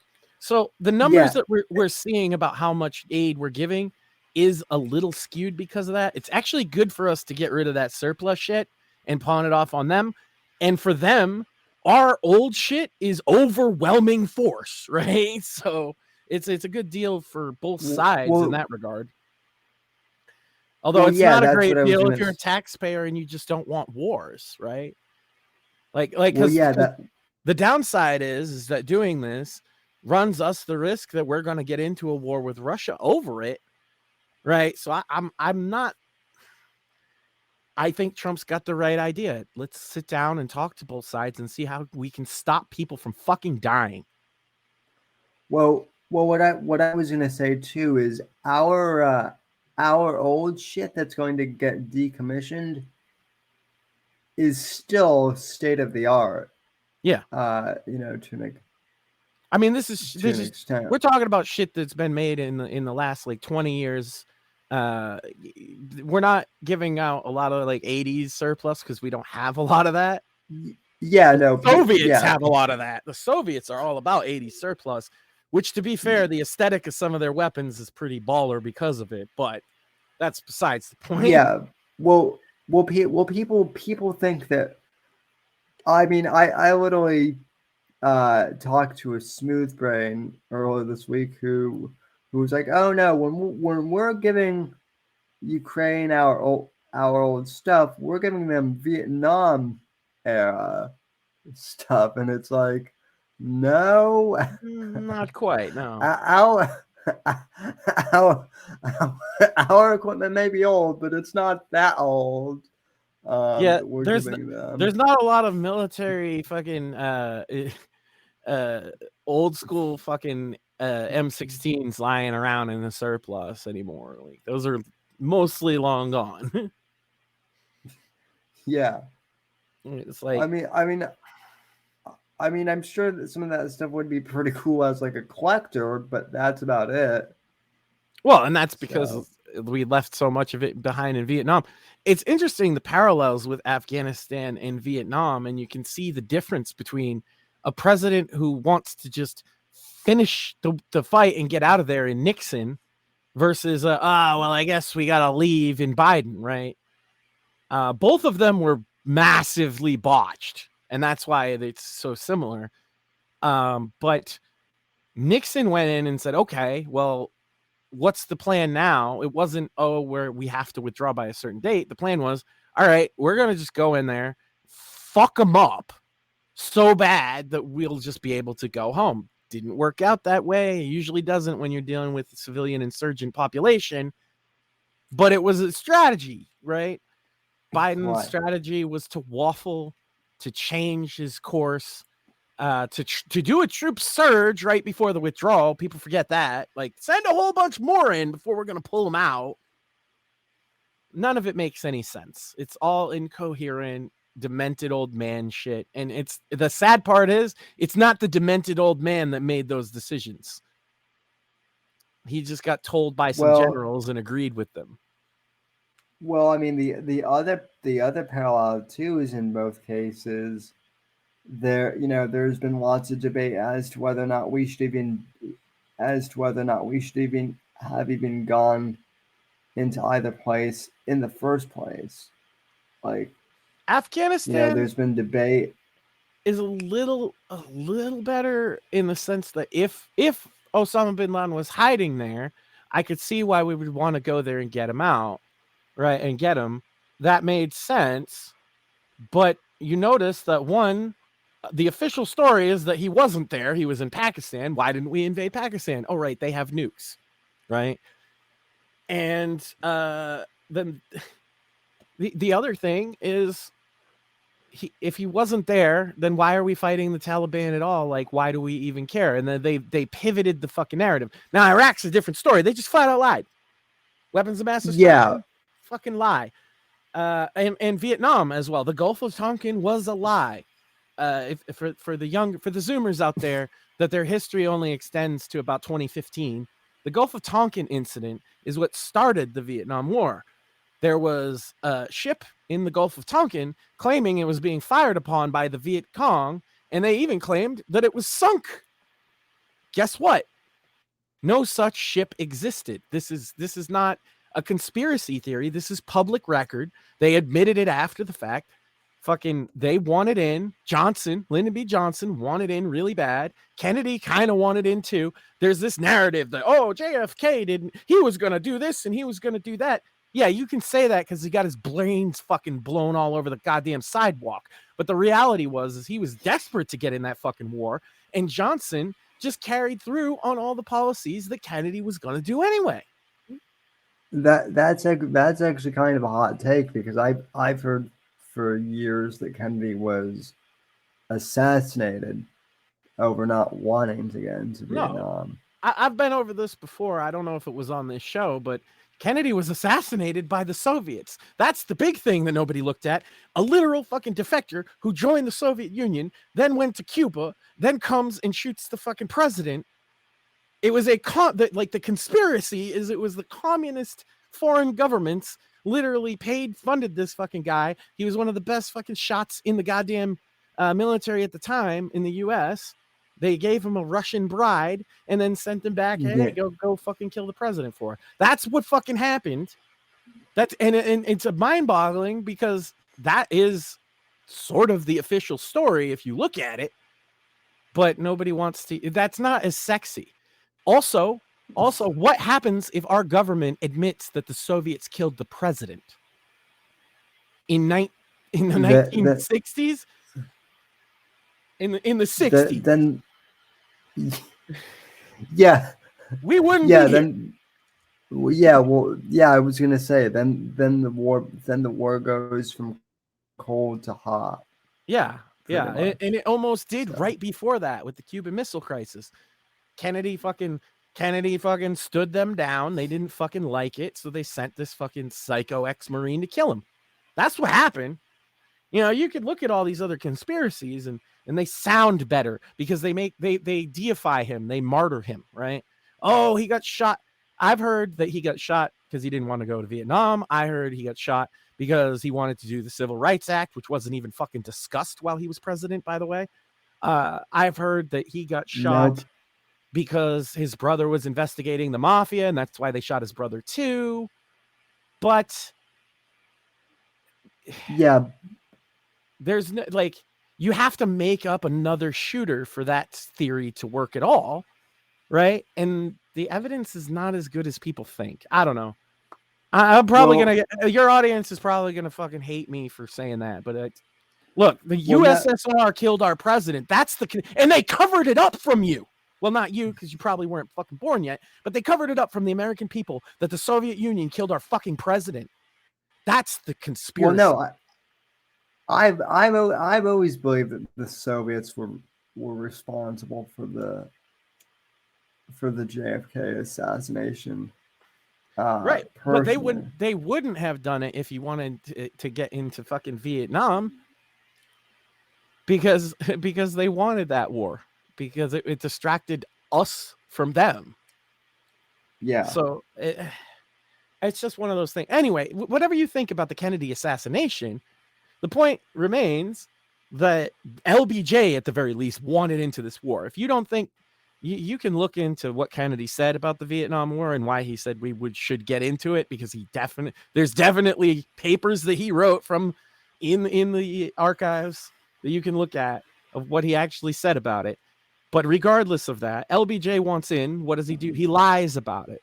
Oh, they sunk our boat. And then what do we see from the Uniparty is George Bush in 2002. Oh, they got these weapons of mass destruction. We're insinuating that they have like a nuke or something, but we don't really know, so we're going to use this vague fucking term. And look, here's a satellite picture of trucks. My God, it's trucks. What could be in those trucks? I mean, could it be a nuclear bomb? Could it be a biological weapon? Could it be dildos? We don't fucking know, but we gotta stop this fucking truck. Well, no, I mean, when I was a kid, we were almost led into thinking that that Saddam was somehow involved in 9/11, and that's why we were over in Iraq. And the reality is, he thought Osama was an asshole and he hated him. Had nothing to do with it, but but that's how uninformed we were as kids, that we thought that Iraq had something to do with 9/11, and then later on, when I was in junior high, and I found out. I found out, oh, Iraq had nothing to do with 9/11? Well, then why the fuck have we been over there? Yeah, why the fuck did I have to bury my friends? Well, you don't remember they had aluminum tubes? Yup, they had aluminum tubes, and possibly, we don't know for sure, but maybe they're looking to get yellow cake uranium. They say that about Iran. They say, oh, they're looking to get yellow cake uranium. They said it about North Korea. Well, we know they had nerve agents because we were helping the Iraqis target the Iranians with the chemical weapons that we sold them in the Iran-Iraq war. Mm-hmm. Yeah, Yeah. funny that. Yeah. Funny that. And it was really good, overthrowing Saddam. That's why we didn't do it the first time, because we knew that would upset the balance of power, and then the entire Obama administration's foreign policy was trying to make up for the fact that we had shifted the Sunni Shia balance of power in the region. And wow, lo and behold, that because the majority of Iraqis are the same type of Muslim as the Iranians, that Iran gained influence in Iraq. It's really crazy that. And then, that's why we Yeah. had to support But Al you got to Qaeda. remember, we were told that all Muslims were in on it, right? And there was one flavor of Muslim. It was just, oh, this Muslim terror. All the Muslims are happy that this happened. That's what I got told by the mainstream media, and I know more than anybody because I was in high school. It was my senior year, and I was a video nerd even then. So I sat in the fucking video booths at school with like 4 different networks on, just recording and watching everything. And the amount of bullshit in those first few years is off the fucking scale. But hey, Yeah. here's the grand conspiracy. You want a conspiracy? I'll give you one. The government lies to get us into wars. And also the government has lied to prevent World War III, because again, if they said on, if they had Walter Cronkite, he's the boomer guy they love, right? If they had Walter Cronkite come out and say, ladies and gentlemen, today the Soviet Union has murdered our president, what do you think's going to happen? People would demand fucking blood. And they knew that, and they didn't want World War III. They wanted their little Vietnam skirmish where they can get the arms manufacturers lots of money. And it's just a bunch of fucking farmers and fishermen. What are they going to do? And that was the mentality they went into Iraq with too. Oh, it's just a bunch of fucking people living in shit huts. What are they going to do? They're going to do Fallujah is what they're going to fucking do, which on the one hand is the finest moment in modern military history on the part of our men and women who went in there into Fallujah and fucking faced down the most scary and tense situation you could go in, clearing an entire city house by house that's full of fucking, 1, insurgents, and then 2, people who support you but just didn't want to leave. And you got to figure out which is which, right? And that is the situation that these motherfuckers lied to get young men like my friend who died into. And that pisses me off. I don't know. That's your conspiracy, though, ladies and gentlemen. Is that the government doesn't care if people die, especially U.S. soldiers, as long as they get their little skirmish, but they don't want it to be too big, like fighting the fucking Soviets. Yeah. Well, yeah, which, we should have done it. Well, I mean, we would have won. Well, I mean, it's interesting that you bring up Walter Cronkite, because I do remember that, like, for a while, Dan Rather was kind of like the modern day Walter Cronkite for a while. I mean, I remember, like, I don't remember watching Dan Rather myself, but I remember, like, my grandparents used to love Dan Rather. Him and Peter Jennings too, or they're the same. They're the same in that they're the likable guy that's lying to your face. Walter Cronkite was a liar. He lied, and he was a communist. If you didn't know, he was a member of the Communist Party. Oh yeah, I love like Tim Pool over here. Oh, we need more people like Walter Cronkite. Yeah, we need more commies in media. I think we got enough, bro. Chill out. Calm down with that shit.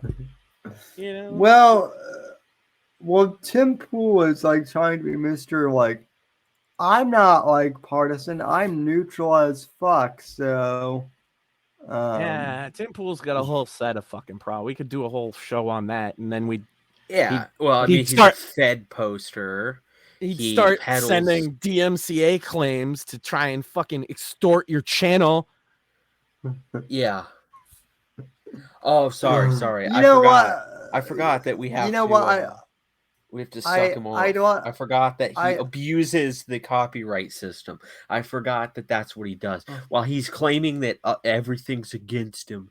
YouTube's against me. They're censoring me. You got to subscribe. You got to join my paywall content. At the same time, he's fucking misusing the copyright system. Yeah. Fuck him. I would like to see Tim Pool try and go after this channel. Because A, I'm not on fucking YouTube anymore. B, so the problem with the DMCA though, the Rumble has to respect it too, right? And so like, yeah, like it's potentially could go like. The thing is, I think Rumble would make a more reasonable decision, because in the case I'm talking about, the video that he did. I didn't even use clips from his channel. I just showed a video that he didn't own of somebody pulling his hat off. Because spoiler alert, ladies and gentlemen, he's bald. And that's the worst thing in the world to him. That's why he wears the beanie. You know, it's literally he just doesn't want to be bald, which, you know, I can not relate at all because I'm going to be 40 and I don't even have grays, but fuck, man. Like if I got to that point, I know I got a big ass forehead and motherfuckers think I'm receding hairline, but I'm just fucking giant. And so wait, if I was receding like him, I would just shave it. You know, why not? Who cares? He DMCA'd you over hurt feelings, basically. Yeah. It wasn't. Gave me 2 strikes and then sent me a message saying they would send a third if I didn't take the videos down. That is almost hilarious in like a really sick way. I'll be fair. I don't know if it was him himself. It might have been somebody from his team, but it was certainly probably the Tim Pool channel. Probably not. Well, I'm sure he's got better shit to do. But they did it in his name, so I hold him responsible, right? I got a copyright claim on one of my videos from Gavin fucking McGinnis when he was still at Compound Media, and that cunt, and I'm gonna call Gavin a cunt because that's what he is. He DMCA'd a video in which I was actually agreeing with Gavin on, but he DMCA'd me because I mispronounced his name McGinnis instead of McInnes. No, sorry, Gavin McGinnis. Fuck you, asshole. Now I'm gonna purposely mispronounce your name every single time. McGinnis. And this is why I say don't take your fucking moral lessons from some fucking YouTuber or content creator. They're petty. Like, and I don't exclude us from this. There's a bit of narcissism involved, right? In wanting to make content to begin with. You have to have that to some degree. You have to think, people want to hear what I have to say, right? And, not for me. I feel like I should make people hear what I have to say. Like my ideas are so good, I should impose and interject it upon the audience. Right. And that's what I mean. That's a level of narcissism above what I'm talking about, but yeah. It's still, you got to have that. And so is it any wonder that a bunch of like narcissistic content creators also happens to correlate very highly with a bunch of sensitive little bitches who can't take criticism, can't take a joke, can't take you mildly disagreeing with people? Like, that's the way of things nowadays. Can't even have real debates. We used to sit there and have like these wild fucking debates on Facebook groups years ago, right? Yeah. But you can't even really have those kind of debates anymore because some third party is going to come in and just tank the whole thing, even if you're having a good fucking back and forth. Well, in regards to Facebook debates, I remember those because I was in a few groups like that. The problem with Facebook groups is you can't even have like interesting, never mind debates, discussions in general, because if you do, the Facebook the Facebook administrative team will just come in and ban your entire group for no Well, to be fucking fair, reason. that's our fault, and I'm sorry. But before that, it was great. And then USA Today did the article about our group, Alt Libertarian or whatever, which both me and Shmuley were mods in at some point or another. Oh no, were you? I don't think you were. Never mind. Anyway, it was this big group, and we had one rule: if you report somebody, the admins got to see what you reported. And so my rule was, if you report, I'm banning you, because we don't need people who report. We don't need tattletales. And that worked until USA Today did the article about the group saying it was this dangerous blah, blah, blah, blah, blah.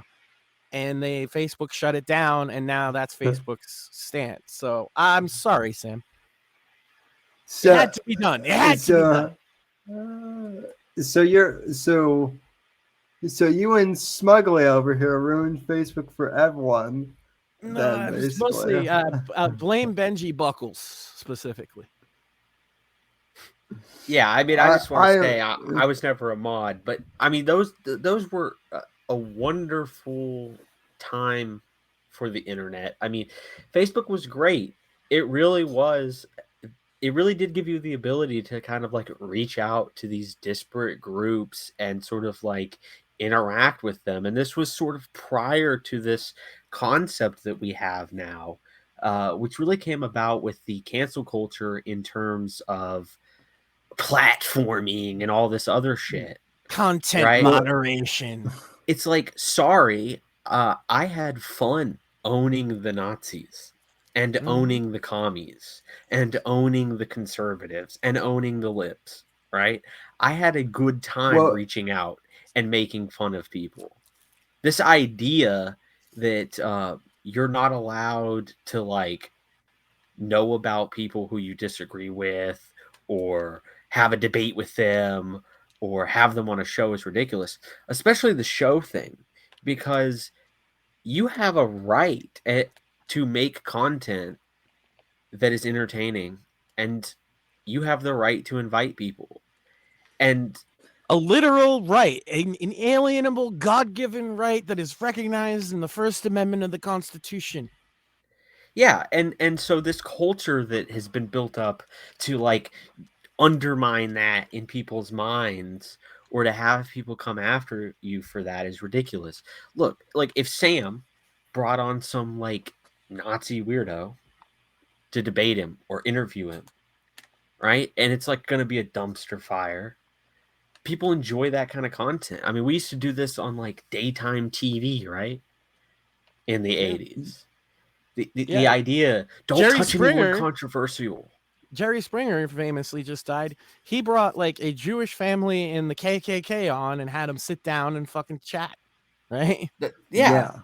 And so, I mean, I want to go back to that kind of a world. I think that was a better situation to have than this sort of tiptoe around, isolate ourselves so that we're small little pockets of people that don't go after each other. Yeah. I like a good freak show, but I also like the ability to have intellectual debate.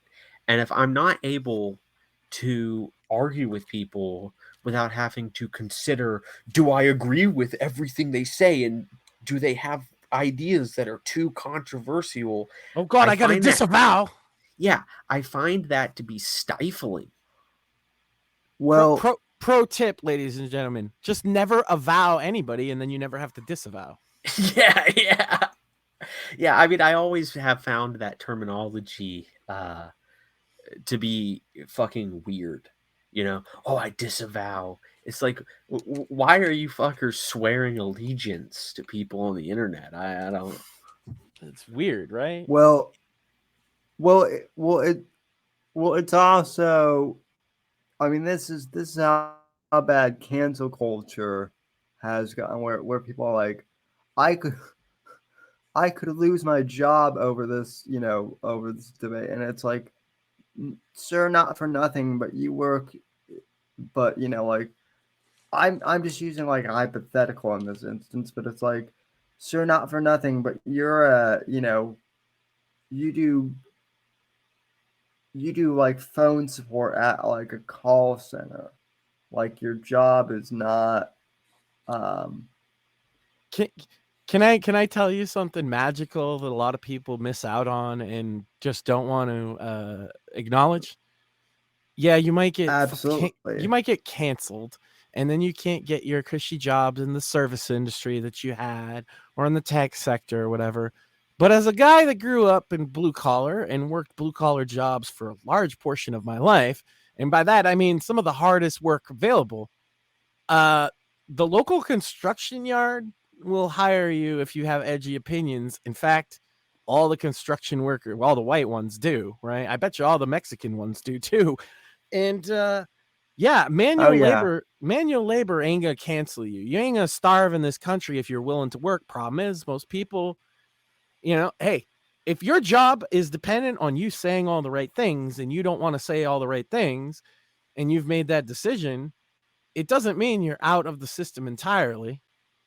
It just means, unfortunately, you might be limited to fucking working hard labor, No, and I and agree, that but fucking sucks. well, I mean, I agree, but even if you have a decent enough job and you can find workarounds, I mean, this is only going to make it so that very, very dedicated people engage in this behavior, Well, right? because I was getting to the second part of it. Even if you can weather that storm by getting blue collar work, what are they doing now? They show up to people's houses. Yeah. If you make the news, they're gonna stand outside your fucking house and throw rocks and shit, right? And that is insane for just having to. It's the left has decided that our viewpoint is verboten entirely. Yeah, There's no debate anymore. even if you don't make the news, I mean, again, this goes back to what we were talking about a few weeks ago with like law enforcement and police officers really fucking up with the whole swatting thing Yeah. because now rather than canceling people, you have an opinion that we don't like, well, we'll just get you fucking swatted and Mhm. call CPS and get your kids taken away over false And then all the people that engage in bullshit. this kind of behavior on both sides, all of them, will turn around and cry that the other side's doing it.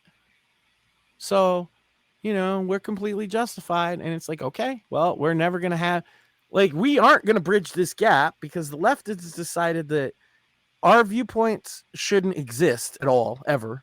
Right. And the right is starting to get to that point with the left. So what do you do at that point? Yeah. Yeah, and I Well, mean, but it's not even so much like the debate thing. It's just I can't have on a freak show.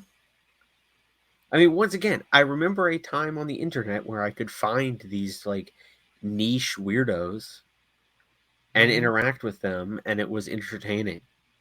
And I could have a discussion with them or an argument with well, them or fucking hear them out.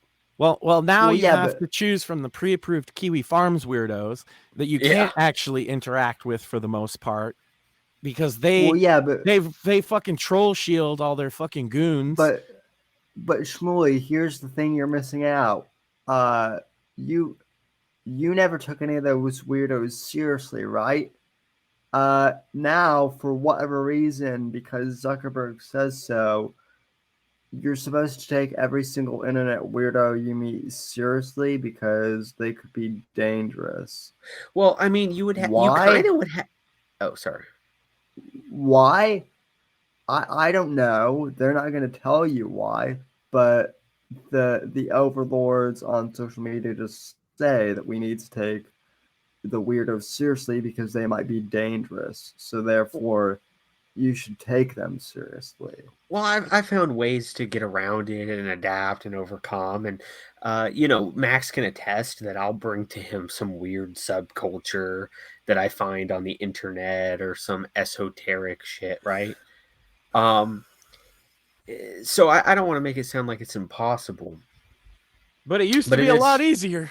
yeah, it is stifling. It is upsetting. Yeah. Yeah, and this is why the quality, like when we troll people now, the not even quality, but like the visibility of the people the freak shows that we're looking at is much lower Mhm. than it used to be, because the world seems to want to mandate that you be nice on the internet all the time. Mandatory politeness, right? But I wanted to interact. I mean, you say, did I ever take them seriously?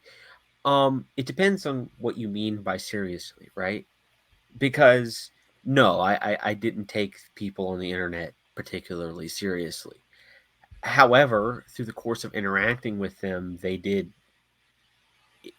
make me think about things or force me to come up with a defense of something that I had not ever felt the need to defend in my own thinking. So no, I did engage with them often in ways that bettered me, that ways that were serious. Yeah. Well, how dare they make you think that way? Well, You but this know, is the literally the best case scenario when it comes to freedom of speech. Hearing an argument from someone who you disagree with can make you really think about, well, why do I believe this? Or articulate something that had just been in the back of your mind or that you took for granted. It's exactly. literally necessary in order to think innovative thoughts. And it's why Eh, we have such a different mindset than a lot of other internet people, well, is because we were molded in that, and Yes. we had to come up with, you know, there was a point in time where I very publicly well, on the show questioned not only what principles were and what that meant, but what mine were, and came to the conclusion that my actual principle is the betterment of myself and my family. That comes first before everything and conflicts Exactly. with nothing else. And I well, never would have fucking thought that until somebody challenged me on what the principle was or what my principle was. Over the past well, well, Oh, go well. ahead. You want to know my big brain take on all this? I think were were we still allowed to discuss like I don't know, edgy or hot topics on social media like we used to be able to? I don't think we would have like Black Lives Matter riots or anything like we've had over the past couple of years. And the reason I say that is instead of people like rioting in the streets, we would actually be able to say, okay, let's have this discussion on race in America. And yes, it is going to get uncomfortable. And yes, things may be said. And yes, edgy memes may be made. But you know what? We're going to have it out here on social media. We're going to have it out, and everyone's going to say what they need to say here so that we don't have to go and spill blood in the real world. It's That's my. literally a it's literally a chattering class of fucking intellectuals building houses of cards out of abstractions, not because they're true, not because they correspond to reality, but because it makes them have fucking value. It makes them have status. You know, when you have a True. world where everyone's language is governed and the ideas that these people conveniently learned in college are very important, then you need a bunch of cat lady PR people to Yeah. tell you that you need to ban these people. And you need a bunch of self aggrandizing, midwit, college educated ethics majors and HR majors and gender studies majors to tell everybody how they think. Without that, they're Yeah. nothing. You know, while other people were out there like learning valuable skills like truck driver, sex worker, these people were spending their time getting jobs in order to tell other people how they had to think. Yeah. Well, and because their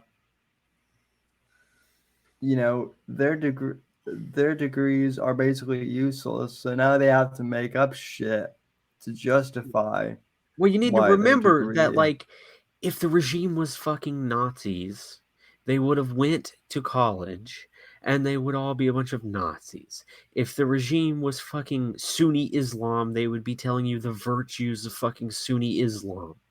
Right. It's the status, the ideology is secondary to those type of people. Obviously, the people pushing this particular agenda take it much more seriously than that, but they've tapped into something. They tapped into this virtue signaling, which works hand in hand with social media so well because you get direct feedback on it. Thumbs up, right? Well, it's interesting that you say that, that if the regime was, Nazis, they'd all be Nazis then. And it's interesting you say that because this new wokeism is kind of like Nazism in the sense of, it has, you don't agree with, you don't agree with us? Well, you're canceled, bigot. Where the fucking flag? Where the fucking pride flag, bigot? You don't want to wear the Star of David? Well, too bad. I mean, both of them are critiques of liberalism, right? Right. And what I meant there is progressivism in particular comes from the same school of thought that formed the National Socialists, and that was American eugenics. Right? Yeah. Both of them were founded on this idea that we could socially engineer people to be better, right? And they took it in some of the same and some different directions, but that's the fundamental underlying premise of both progressivism and neo-Marxism and Nazism, like actual original, not neo-Nazis that are just edgelords on the internet or whatever, but like actual, like the Nazi Party. It was founded on a lot of the principles from American eugenicists, and they were friendly with the fucking progressive American. Like Hitler thought that if he could just win over American progressives, that he wouldn't have to fight the U.S. at all. Right. And he, there's some truth to that, I suppose. If Japan hadn't attacked, that might have been a possibility. There was people during the pre-war period. There was an American Nazi Party that wasn't the same as like the neo-Nazis that you'll see now. They were literally just supporting the regime in Germany. Well, I mean, there was the Bund, right? Yeah, the House Committee on Un-American Activities originally was to target Nazism and fascism. And organized crime. Well, yeah, and this was during the Red Decade. It was not until later with McCarthy. McCarthy that it started targeting communists, right? I got to kick it to chat for 1 second here. MAGA News Network in the Rumble chat. Hi, MAGA News Network says Smugly thinks he is so smart. Smugly is a nerd. I'm not a nerd. No, chat you just are. needs some attention sometimes. You think I'm a nerd? Well, listen, I'm a fucking nerd, so it's a badge of honor. Well, I mean, oh God, I'm the same as Sam. Hold on. How many pocket protectors do you own? 2. Okay, two's a reasonable number. Do you have 1? Mine is 0, by the way. Do you have a protractor handy, like near you? No. Do you possess one at all? No. I think my mom might have one. The only thing I have what I have no. on my desk is a gun, a knife, Democracy the God That Failed, and a TI-84. And Democracy the God That Failed maybe put you in nerd territory, but in a good way. Oh yeah, and I have The State and Revolution by Lenin. There you go. See, he can't be a nerd because he's got a Lenin book. Yeah. I have this I just received a gift that I think you guys might appreciate. Lenin wasn't a nerd like Trotsky. This here was given to me by a family friend who is terminally ill. So That's very thankful. Ooh. sorry to hear that your friend's terminally ill. Well, she's in her hundreds, so it's not that bad. Oh, okay. But no, you know, she's divvying up stuff, and this little statue I thought was great. It's the Twin Towers with the fallen flag. I keep that on my desk now because That's my aesthetic is pretty obvious. well, it works well, and we always highlight the Trump 2024 flag, but I do like the fact that you have the Gadsden flag up there too. Gotta And the have the thing about the Trump flag is because I use this to do business meetings sometimes. I occasionally have to take the Trump flag down, but I never take the no step.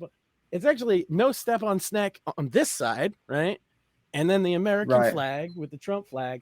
And then on that side, it's the actual Gadsden flag. Because I figured I needed no step on snack because it was funny. Because like who the fuck has this flag just hanging up, you know? What kind of fucking asshole buys that flag to me? That's who. I thought it was great. But then I figured I needed a real Gadsden flag to. We have a dope snack on. We don't have a dope snap on snack flag in our garage though somewhere. That's pretty nice. So.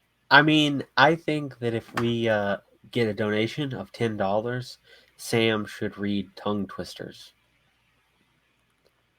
For $15, I would be happy to do that. All right, Yeah. but ground rule, it has to be one of the streams where you're drinking, so it can't be while you're still recovering. Yeah, because that would be way funnier. You need to get a one of those little meters with a donation, Sam. I see. Yeah, you do those because I know you've had them before, right? There was the Summer of Sam fund up for a while, and if it doesn't fill up, it looked like I have that on mine. It's not donations, but it's subscribers. And if the bar doesn't fill all the way up, at a certain point, you kind of want to take it down because it's depressing.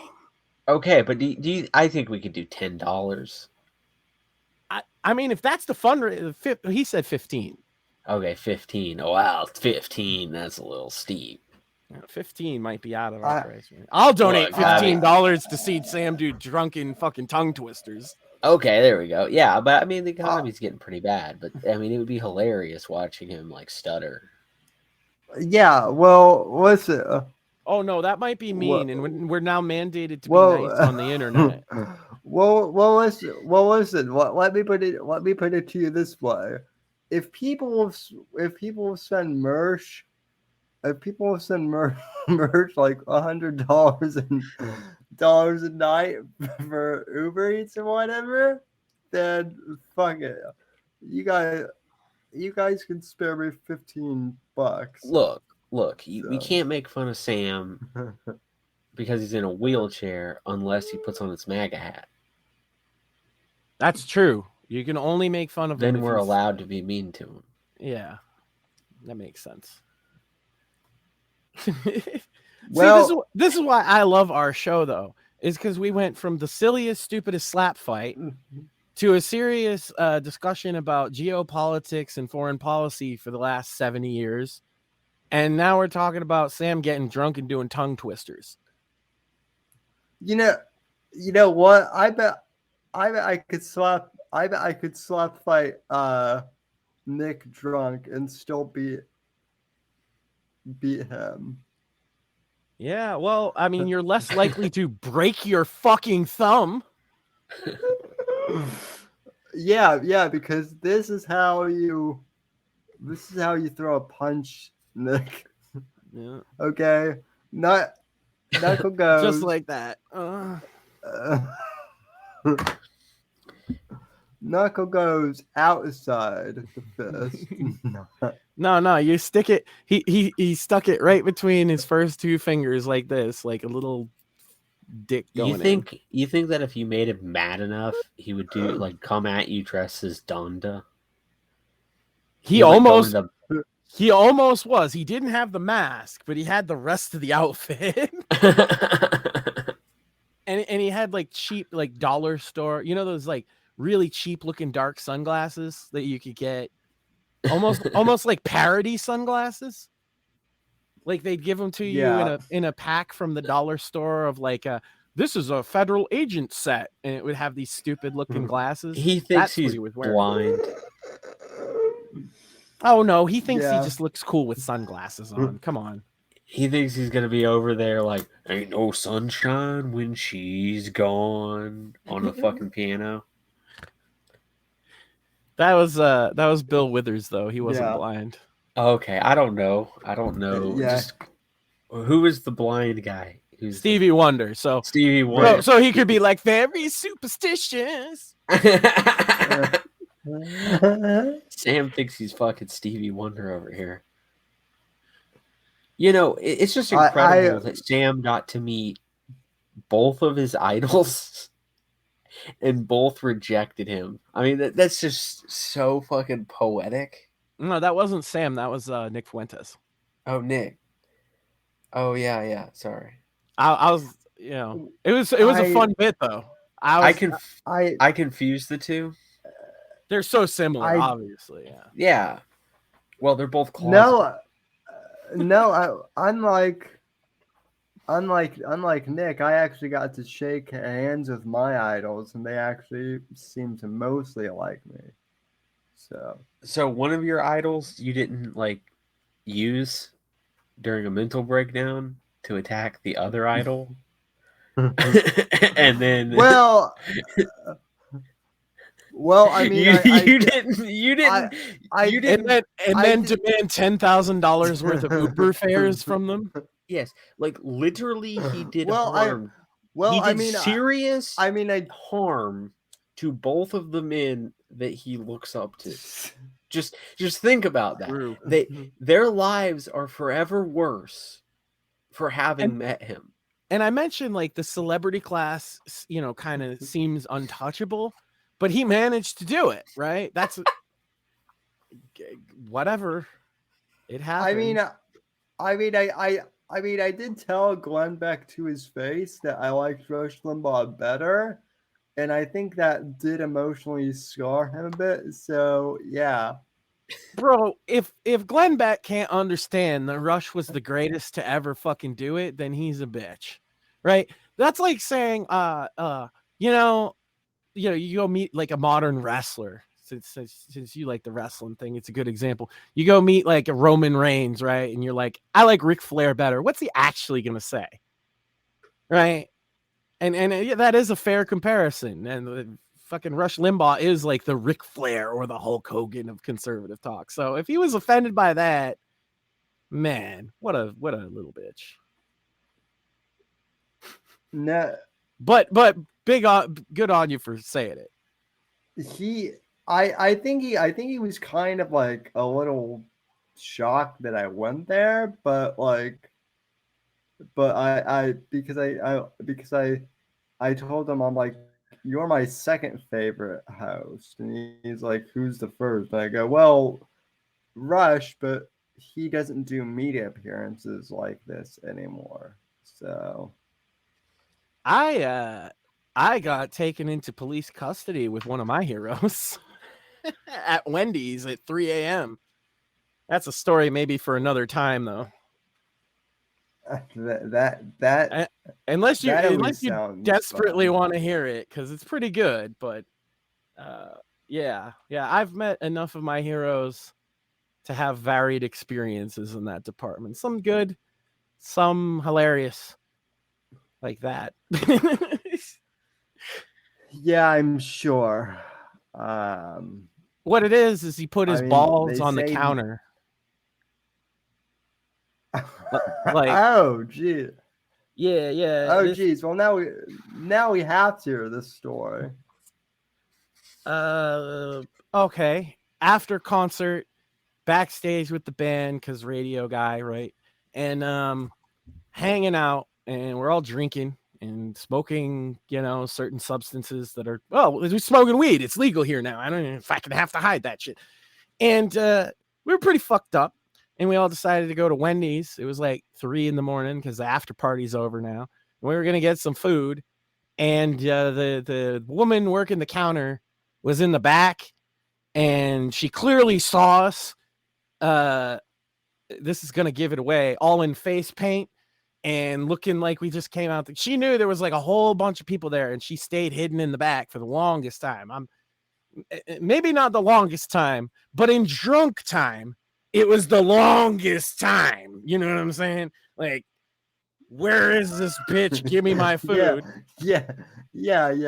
And so we're sitting at a table, like being rowdy and drunk and assholes and swearing and everything else. And he just gets up and walks over to the counter and he's like, so there's nobody here. So it's basically just our little clubhouse and I could do whatever the fuck I want. And the bitch didn't come out. And he's like, I could whip my ass out. And he mooned her. He mooned the camera in the back that he assumed she was looking at or whatever. And he's like, oh, see, if I can get away with that, then I could rub my nuts on the counter. And everybody, like, I don't know, like, I'm not his personal friend, right? I'm just hanging out at the after party. So I didn't say shit. But all his friends, all the other bandmates and shit, roadies and everything were like, yo, calm down. Like we don't need this.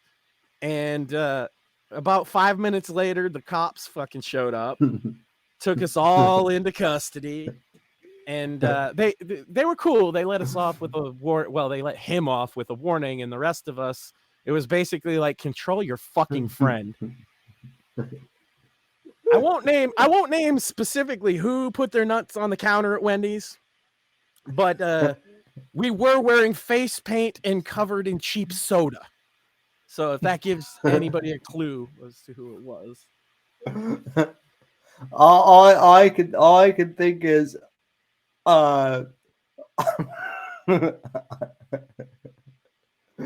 is I want my MTV. Money for nothing and chicks are free, basically. Yeah, this is some rock star shit if I've ever seen it, Like, and that's the craziest. That's the craziest celebrity story I have, because who has a story like that? It was even in the paper. That is the most quintessential, like, stereotypical rock star story I could think of, pretty much. So. And just for the record, I didn't see his junk because he was facing the other way, rubbing it on the counter. So maybe he didn't pull it out. Maybe he just rubbed it. I don't know for sure. But that was an interesting night. But you weren't that curious to find out either. No. Right. I was just like, I don't want to go to jail. Yeah. I didn't sign up for this shit. So, well, we're closing in on. We just passed 2 hours, and any other topics or? Oh God, what a story to close the show too. I probably shouldn't have fucking gone into that one. Well, sometimes you gotta end the show with a banger. So, on the flip side, I'll give you one more that's not as crazy or bad. Lazy Bone from Bone Thugs and Harmony taught me how to roll blunts. And he's a cool dude. Bone Thugs is obviously fucking legendary, but Lazy was the chillest motherfucker. And that's a good, it's not wholesome, but it's a good story. Someone in chat was wondering, let me see. If we, someone on Twitter was wondering if we have any game code giveaways. Oh shit! Tonight. Yeah, we were having so much fun. I fucking forgot. That's what we'll end it on. That way you can take the heat off of me for fucking getting arrested. Let's see. What do we got today? Chat. What do we got today? We've got. Okay. Lego Marvel. the original one, Ooh. and I had several copies of the code because I had to buy it multiple times because of my son. So it's his favorite game in the world. So I'll be giving away a copy of that in the chat. So what you want to do, chat, right now is 1, if you're not on the Rumble chat, you're going to miss it. 2, like the fucking video, give it a thumbs up, follow the fucking channel, maybe join, maybe you could subscribe, and maybe we'll make fucking exclusive Sam content of him doing drunk tongue twisters or something. And whatever, right? Basically open Steam right now while I'm biding your time so that you'll be ready to put this code in and be the one to get it, because these things have gone quick every single week. And so I will bloviate for a minute in order to make you prepare for that, for when I inevitably, right about now, drop it in the chat. And first one to claim this code gets Lego Marvel, which is a pretty good game by Lego stand. It's probably, I'll say this, it's a better Avengers game than the Avengers game that came out. So Yep. No, I remember playing the Lego Marvel game when it came out, the first one, and it was fun. So yeah, it it's wasn't lighthearted and silly, and there's some puzzles in it that'll make you think for a little bit too.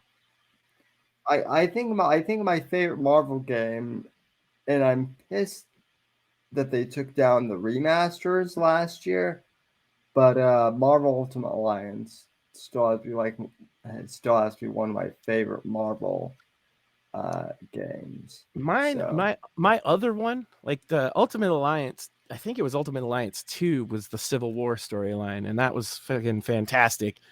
But yeah, they made the online one, Marvel Heroes. I loved that fucking game, and when it closed down, I was very sad. Because it was just Diablo, yes, but with the fucking, you could be all the different characters, and I had most of them unlocked. I didn't pay any money for that fucking game.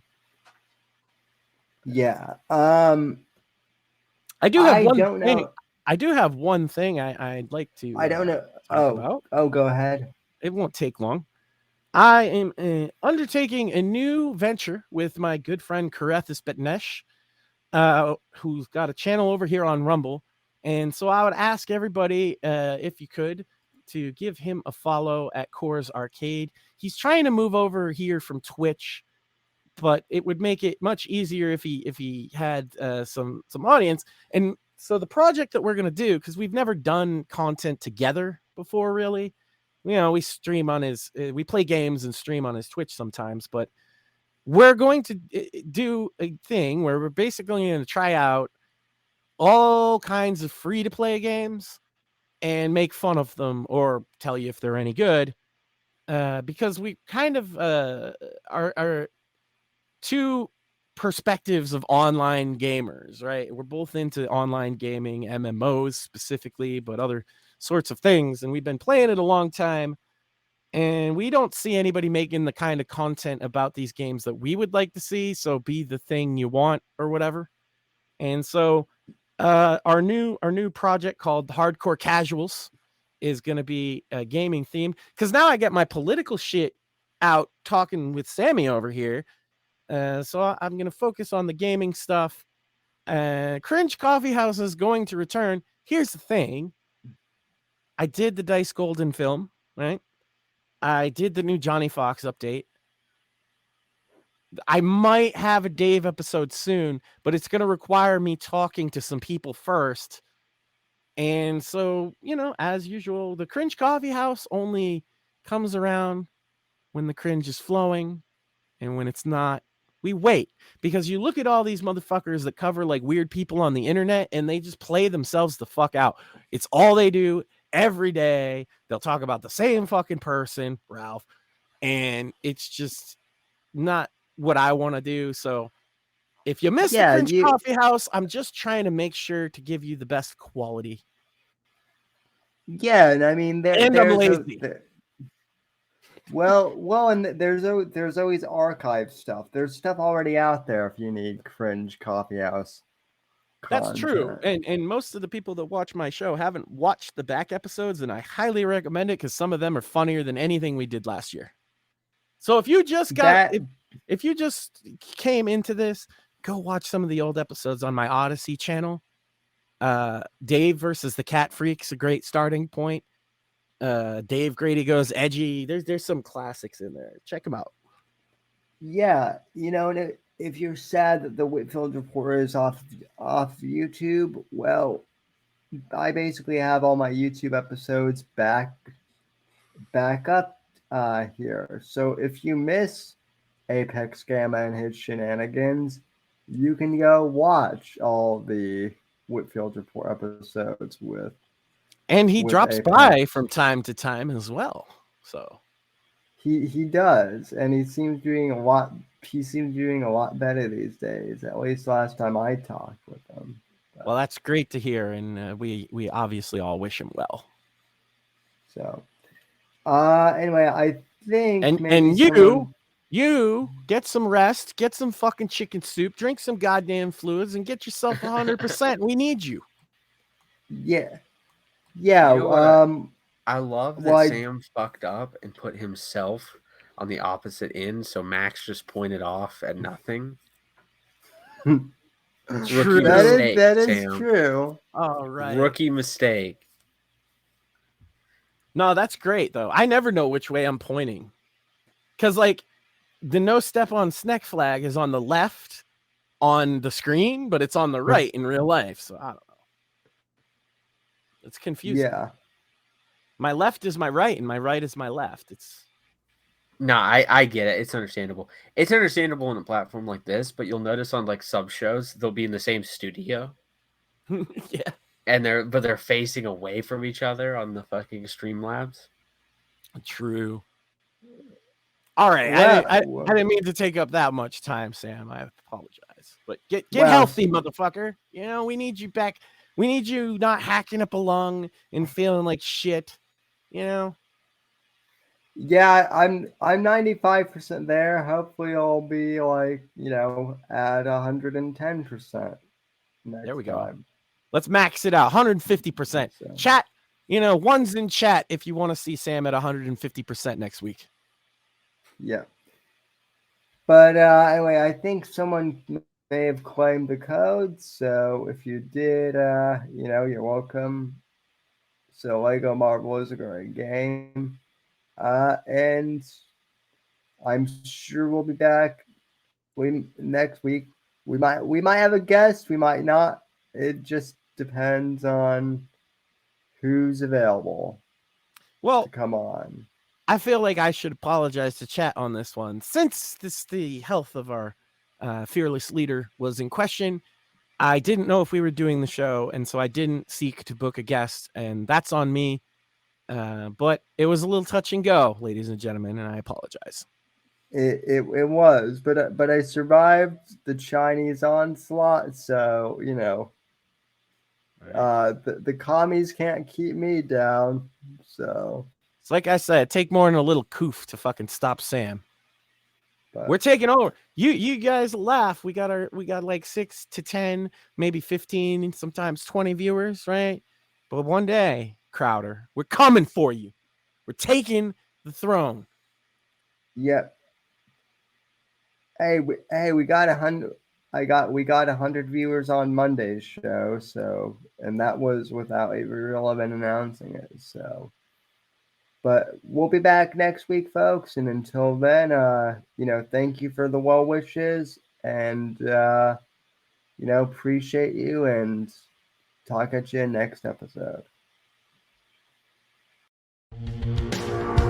Thanks for listening to The Whitfield Report on the NGC Network.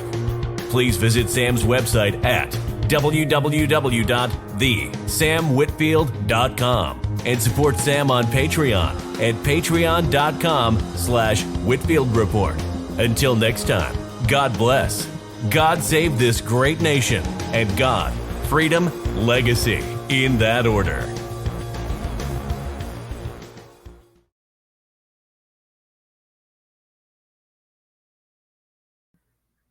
Sorry, I wasn't very prepared, Sam.